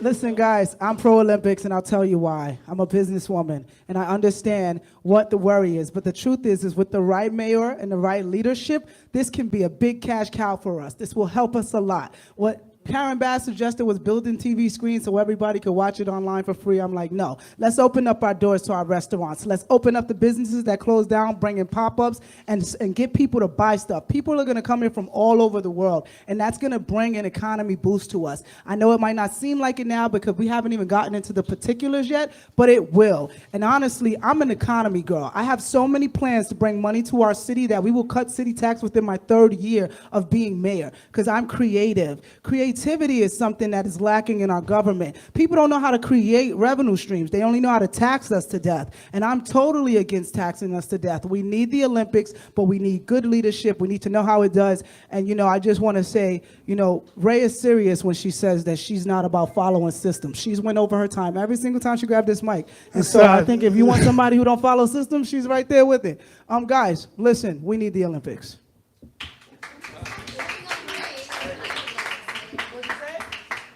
Go ahead. Yes. Hi, this is Assad Al-Najjar. So I think I'm the only candidate who actually works on the Olympics. So what it is, the history of it, Garcetti days, we went in and bid to get the Olympics. An LA 28 committee was started with the understanding they will be bringing revenue to the city so that they upgrade our infrastructure. I will try to answer without getting a call from my boss or ethics on Monday. But the reality is LA 28 committee all of a sudden has a change of heart going, you fix your city. We need 1.87 billion to get the city ready the way it is to accept people. How much we have? Roughly 44 million as it stands today. I work very hard with the Department of Justice, with the police and all that to get the city ready, but without being the mayor, and I get sworn in December, I will have 14 months to get the city ready. Any other mayor, with due respect, will have really impossible time because I have a decade working on it. I know exactly the operation, how we're gonna get the trash out, how we're gonna get the people, the buses I lined up because this is gonna be a no car zone. So I have the buses ready. And I love the idea that Andreas is bringing to enhance, and I'll let him speak about it. All right, here we Because go. Next. his idea. Let him speak about it, because we're running out of time. 30 seconds. Oh, and I'm on red now? I thought he was in yellow. Oh, 10 seconds. Okay. So basically, the Olympics, I can do it, and probably all these great candidates can help me with it. Thank you. Thank you, Assad. Thank you. Seriously, thank you so much. And I'll make it very quick. Look, so here's the thing. The reason we're scared of the Olympics is because we haven't had a mayor or leadership who could execute, right? I execute on plans and systems. That's what we need. We need the right execution. And like Assad was saying, my plan for LA is to increase the bus transit routes and supplement them with a shuttle bus system, right? So this will make this so that we can actually move people around our city. The Olympics are good for our city because it brings a lot of money in, which floats all of our jobs, all of our economy, but we got to make sure we're prepared, right? And so that we need a transit system that works for people. Additionally, we also need to make sure we're making money, the city, off of all these tourists. Right now in downtown LA, all around, they're warehousing empty apartments. They're not putting them on the market. They're reserving them for the 28 Olympics so that they can overcharge, so they can gouge. I'm in favor of rent control, of a rent freeze from now through the Olympics so that they can't do that. And then additionally, I want to put a 25 to 30% tax on all luxury accommodations. This is any place over $250 a night that's renting in LA during the 28 Olympics, 25, 30%, that comes back into our city. And that can make sure that we have enough money to cover any overages, right? Because all this money's coming in. We got to make sure that our city's prepared to collect it for the people. All right, so we're going to move on to the next question. So no, that's not for this. That's it for this. I know you've been pointed out. Do you want to take a 30-second respond? So we talk about the fact that the Olympics is supposed to help our economy. The reality is the Olympic Committee has already said they're planning on considering contracts outside of Los Angeles that are more competitive. So that way, actually, our businesses are not going to actually be benefiting from the Olympics. Second of all, so many of our small businesses are closing, including Red Books, which I was just at the press conference and march with, in which case so many of our small businesses are not being supported, so they won't actually get to benefit. And even when they do get to benefit, they benefit for 2 months. What we need is infrastructure and a focus on the city of Los Angeles, Angelinos who live here now. So we want to talk about economy, we want to talk about finances. Let's talk about the fact that it's going to bankrupt us, and we're not. Us who live here and our business owners are not going to benefit from it. That was the response. Okay, let's go to the next questioner. You know, we're running out of time. The next question, please. We want the next question because we're running out of time. We started late. Sorry, this John is is here actually from the Harriet Tubman Center for Social Justice. He might let us go over it, but we'll see. This is going to be a weighty question. So we've kind of touched on this here and there, but one of our biggest problems in LA is that there's over 40,000 unhoused people in this city. And the current mayor's solution, which seems like a one-size-fits-all, is called Inside Safe. It's extremely expensive, and the success rate has been abysmal. So what I would like to hear is, what are either fresh ideas that you guys are going to be bringing to solve this problem or modifying the current existing system? Thank you so much. Okay, so this is actually one of my top platform policy points. I want the city of Los Angeles to own and operate LA City-run public dormitories. The city of Los Angeles will purchase underused commercial and office spaces and convert these into 500, 600 beds at a time with wraparound social services on the ground floor. The LA Mission's already doing it. The cost is $15,000 to $25,000 per person per year, as opposed to $80,000 plus for Inside Safe. And we can use those savings to provide social services, mental health, addiction counseling and treatment, jobs training and placement, legal defense services, medical, right? That employs people. Instead of spending $500,000 putting somebody in a box, expecting them to fix themselves, we need to create a social situation, a social hospital for people where anybody whose life is broken can go there and get the social services they need, get a fresh bed, get a hot meal, get a hot shower, where we can take care of them at an affordable rate. Thank you. Yes, hi, this is Assad Al-Najjar. So being one of the lead engineers in the city of LA, we do not need to reinvent the wheel. We have a plan we developed back in Villagrosa days. It got signed November 2015. Yes, 10 years old, but it's still operational. It got adopted partially by LA County. My colleague, Mayor Lair Agran in Irvine is implementing it, and as you go there, you see it's working. Mayor of Beverly Hills. It addresses to the grassroots of the problem. First, it addresses the homeless families before they actually go homeless. It addresses the veterans. I will start renegotiating what we failed to accomplish Garcetti days, which is to get the veteran hospitals with the clinics that we could utilize immediately with alcoholism and the other programs. Yes, I saw the red. Thank you. Well, the homelessness problem is the major issue of my campaign. This is Andrew Kim. Because we have Ms. Bass, who has been, from the last 4 years ago, she said LA is in crisis because the homeless problem is such a crisis that it requires a state of emergency decree by the mayor from the day one. But that has not occurred, or that occurred, but it has not been effective. The reason why our homelessness problem still goes on like this is because of the misguided policy of housing first, as mentioned by this lady. It is recovery first that need to be instituted. We need a 12-step program or such that we can have these people to get independent living after going through the steps. Not handout, but hand up. We need to give them a fresh start and a productive living. Thank you. Hello, Tish Hyman again. Well, I think I've done my plan out in phases. The first thing I would do is the first year I would spend time organizing the facilities. There are rehabilitation facilities we need mental health facilities, we need facilities for families who are just suffering on hard times. There are different type of people out on the streets and that are homeless. They're not all on drugs, they're not all alcoholics, they're not all mentally ill, and they're not all just, out there just living on the streets because they want to. Some of them are falling on hard times. What needs to happen is mandatory long-term treatment. And we need to build out the facilities. And we need to send a triage down there to find out the exact number of who's doing what and who's going through what. In regard to the dog problem that we have there, that I've been to Skid Row for at least, I don't know, in the last 6 years, I've been out there at least every other Christmas. And I'm telling you right now, if we get to the core root of the problem, which are sick people, help them get well, they won't be there abusing dogs because they'll be in the treatment centers. We have to get to the root of the problem. It's bigger than the dogs. It's the human beings underneath. We need mandatory rehabilitation, wraparound services. Thank you so much. All right. Hey everybody, I'm John Logsdon again. First of all, everybody up here has a big heart. This homeless thing, I got to be honest, we all know it is just a huge issue. We all think about it and how to come up with our own platform to make change. So here's the deal. We definitely need to tackle the root problems of homelessness, which is the safety nets. We need to make sure that we stop the homeless from actually happening. But there's so many different pronged approaches. We need to stop the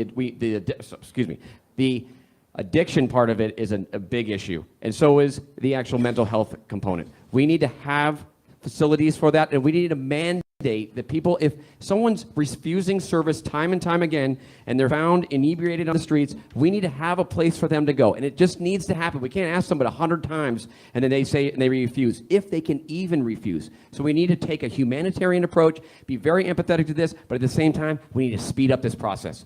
My campaign slogan is "Let's go," and I'm telling you, we need to make it happen quicker. Cut some red tape, make it happen. Let's go. You want to answer this? Are you good? Yeah, if there's time. Yeah, then we're going to go to the next question.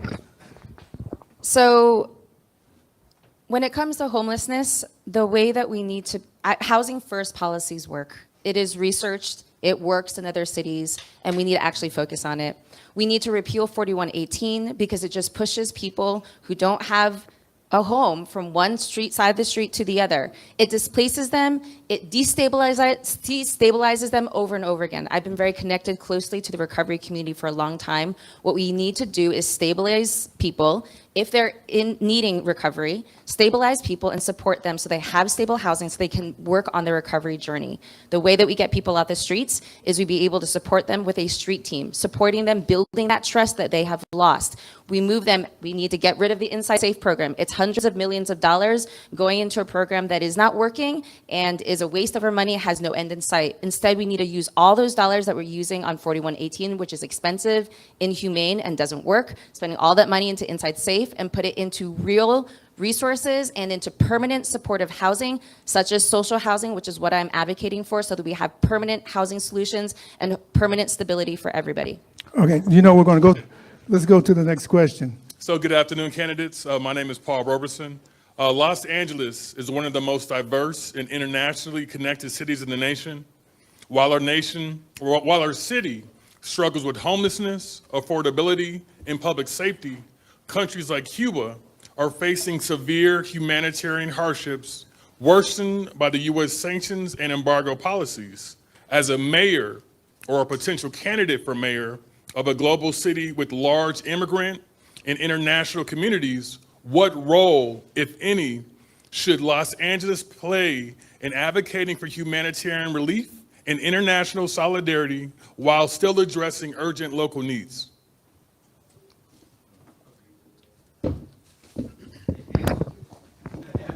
I'll be good this time.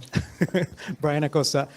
So I'm glad you asked that question because we see this happening with like money being sent to, for war, right, in Palestine. It's all connected. It's all the same thing. So one of the things that I'd want to look at as mayor is taking defunding some of those places where money is being allocated to go to war, to go to places that are hurting our neighbors and hurting international, because our money, it's our money that's going to hurt these people. So looking at contracts, looking at organizations that are going to sending money to send these things and make these things these things horrible on the national stage. So as mayor, I would definitely bring that to the forefront and make sure that our money stays here and helps people. This is Assad Al-Najjar. I'll echo on what Brian said. So basically, you have to remember, the mayor's job of City of Los Angeles is to serve the people. It's a public works, LAWA, and water and power. Basically, the mayor is responsible for the streets, so the sidewalks, the power you get, and all the operation, street lights where I work, which is all dead, the wires are gone. The mayor job is nothing to do with international affairs. The mayor would do like Brian was suggesting. You ensure that the sister cities that you have all the relationship with are in abidance of the human rights. I mean, I'm for one, don't like what's going on, what happened in Iraq where I come from. I don't like what's happening in Iran. And I left Iraq when there was the Iraq-Iran war and the Palestine and all that. So the only way to do it is not to be the mayor of Los Angeles on a starch organization. If I don't win as a mayor, I intend to establish an organization, a 501c4, for the rights and human rights. Look, she got to get extra minute. I'm not going to abide with the red. Plus, you put the big leader of I'm the Palestine moderator. in their Excuse picture. me. Is his time up? Yeah, my time up. All right, But I'm next, saying next. there is a picture, All right. nice picture. So I think that as a mayor, your primary duty is to be protective of our city. The public safety is the first concern, and also we want to make our streets safe, okay, and clean and maintained well. That's my first order of work as a mayor. So that's all policies that are local, so that we want to make sure that our city is clean and safe. I want to say that I'm not going to be in another country while the city is burning, okay? Thank you. As mayor, I will cut all contracts that are increasing genocide in any other country or war. As mayor, I will also be using the bully pulpit to call for us to stop funding militaries around the militarization and imperialistic endeavors of Donald Trump right now. And instead, we need to be focused on actually bringing our funding into our own city and into our own communities here in the US. The fact that we are funding our militaries, the amount of money that we're funding our military with is money that could actually save and end homelessness in our communities, can actually save and support our small businesses here, can actually help develop our economy and support our families with what we need, get us to become one of the best educational systems in the whole world. So there's so much that we could do, and we are wasting our dollars, and we're using that dollars to kill families and children around the world. That needs to end. Okay, this is actually more for the this is John Logs. This is more for the KPFK listeners, and I echo what Assad and Bryant said as well. But exercise your First Amendment right. Get out there. If there's something that you are fighting for, like Cuba, get out there and let us know about it. We are a city that loves to protest, right? So if you're fighting for something like that, get out there, use your First Amendment right, and then your voice will be heard, and then it'll actually might get to a level where we do something. The federal government or some organization actually helps. And like a country like Cuba, so to speak. There you go. Thank you. Hey, John, great answer. But here's the thing. Go ahead. You have a seat. Media has been co-opted by money. KPFK is a listener-sponsored station. I'd like to say that right now. We are funded by listeners only. That's why we could have this forum. Otherwise, we wouldn't be having this forum. And so, but thank you. And we have been out there. But see, the visibility, like the visibility of you, they don't want you because they fear you. They fear KPFK. And that's why we invited you here. I believe one of these candidates is going to be the next mayor. One of these candidates is going to be the next mayor. John. Yeah, thanks everyone is here at the Harriet Tubman Center. And, I'm wearing this shirt from Rosa Parks. Every December 1st, 5th is Rosa Parks Day. And the Harriet Tubman Center was able to go there and give the city council hell, and that's how it happened. And we're going to give some hell now, so y'all better do the right thing. But I want to just say that, I'm glad that Kenneth Mejia was able to expose the budget and the priorities that are upside down. The top of the priorities are the police, and everything else gets defunded. What we need is gets defunded, and that's a backward thing. So, since the Washington Post started finding out how many people were getting killed since 2015, every year the amount of people getting killed goes up. Every year. 2024 was 1,365 people. It just keeps going up. So he shows us a systemic thing that's going on, especially against black and brown people. My son, every time he gets into the... John, I love you, but ask the question. Okay. Every time he gets there, I was going to have two quick questions. Every time he gets in there, I worry about what the police are going to do with him. So it's a systemic problem. We have to do something about it. And right now, the city council is going to take up a plan to be the ones that can fire police. Right now, the chief of police can't even fire their folks. So this is going to be coming up in June. So I wanted to make sure, see what folks feel about that thing coming. The second thing was I got to go to Iraq and Gaza with the former U.S. Attorney General. I had a stroke 3 years ago, and I can't get stuff all the time. But I got to see a lot of places. I saw the horror in Gaza in 2009. In Iraq, I saw what was going on and the amount of people who are suffering from cancer because they use depleted uranium, all these horrible things that are going on. So what are we going to do about what's going on in Gaza? Right now, there's From a local level, you're saying, what are we going to do about the international crisis? Okay, right. Because right now, the city council, with the city council, we're going to be pushing them to have to divest away from Israel. All right, here so we that's go. the second I'm question. gonna make it quick. I'm gonna answer your second question first. How are we gonna do it, Mayor of LA? Look, I represent the people of the city of Los Angeles. This is not an international affairs position. However, it is a cultural position, and we do have cultural positions. So I will advocate for the popular cultural sentiment of our people, which is not to promote these types of genocidal activities. So I will at least use the cultural power of the microphone to make sure that we're making that stance that LA does not support this. So that's your second question. Your first question, in terms of the police, in terms of, like I said, it's a culture problem there as well, right? We need to make sure that we have people here, and I'm actually one of the few candidates who's in favor of a civilian oversight commission for LAPD. We have charter reform commissions where civilians can then make, recommendations. Why don't we have that for LAPD? If you're an LAPD officer and you've had multiple infractions against the public should review that, not LAPD internal affairs. The public should make the recommendation for that specific officer and recommend them for suspension, and that's what I'll advocate for as mayor for Los Angeles. Thank you. My name's Andre Salivra. Hi, this is Assad Al-Najjar. So within the public works, we have civil obedience classes in which when one of my engineers or one of my draftsmen or whatever staff is out of line, then we have them in the civil obedience. And LAPD does not have this training or these classes. And this is what Andrea is referring to. So whatever the success stories we are having within public works should be implemented immediately in LAPD. There is no reason for the courses that is working in public works not to work in LAPD. Now back to your other question, and I didn't want to say that, but I'm going to say it. What you saw of ICE is just a drop in the ocean of the same troops did in Fallujah. It's the same training, and I think they classify them as zero classification, meaning do whatever it is, no questions asked, and nobody you have to report to. Right. One of our sponsors was Aki Bamboo. You can go over there and have dinner. They supplied that great Jamaican patties. If you want to have a further conversation, head from here to there. That would be great for them because they did it. They were our sponsors.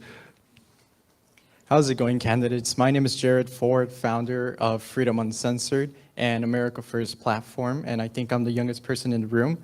My question to you is, as an Angelino, I don't care about New York, Texas, or Washington. I care about the state of Los Angeles, not even San Diego or San Francisco. I live in Los Angeles, born and raised. How will you make sure that the streets that are named after Spaniards, the country that was built by immigrants, and the buildings that were built by Blacks, immigrants, Mexicans, anybody from a different background, how will you make sure that the people of Los Angeles feel recognized and that you as mayor will serve them no matter if they're Democrat, Republican, or independent? Thank you for this question. This is Assad Al-Najjar. So working 37 years under the planning, the different plans, the 2020, the 2030, the 2050, and believe it or not, I'm still working on the 2060, even though I don't think I'm going to see it. But we do actually recognize all the diversified heritages in the Los Angeles area. And that's why we name cities, we name suburbs, we name a lot of the alleys to attribute all the cultures, to attribute all the great leaders we have here in Los Angeles. And actually, I am one of the advocates for the Made in Los Angeles label. When we did the trains here and we sold it to Qatar, they had the label on them, Made in Los Angeles, designed in Los Angeles.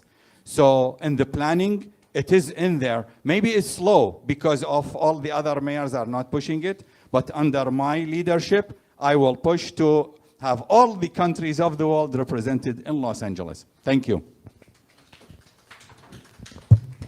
Thank you for the question. This is Andrew Kim. We have that phrase called e plumus unum, which means from many to one. So we need to have a understanding our nation has a history of combining all these diverse background people and making American all together. So let's think of ourselves as someone who's appreciative of what America offered to ourselves, as a group, and as an individual. We Americans are proud people. I think that we have a problem not forgetting where we came from a lot of times, and we forget what we have today. Believe me, we have a lot today, and let's not forget what we have and lose sight of that and attack what we do not, continue to see what we do not have and lose ourselves while doing that. Thank you.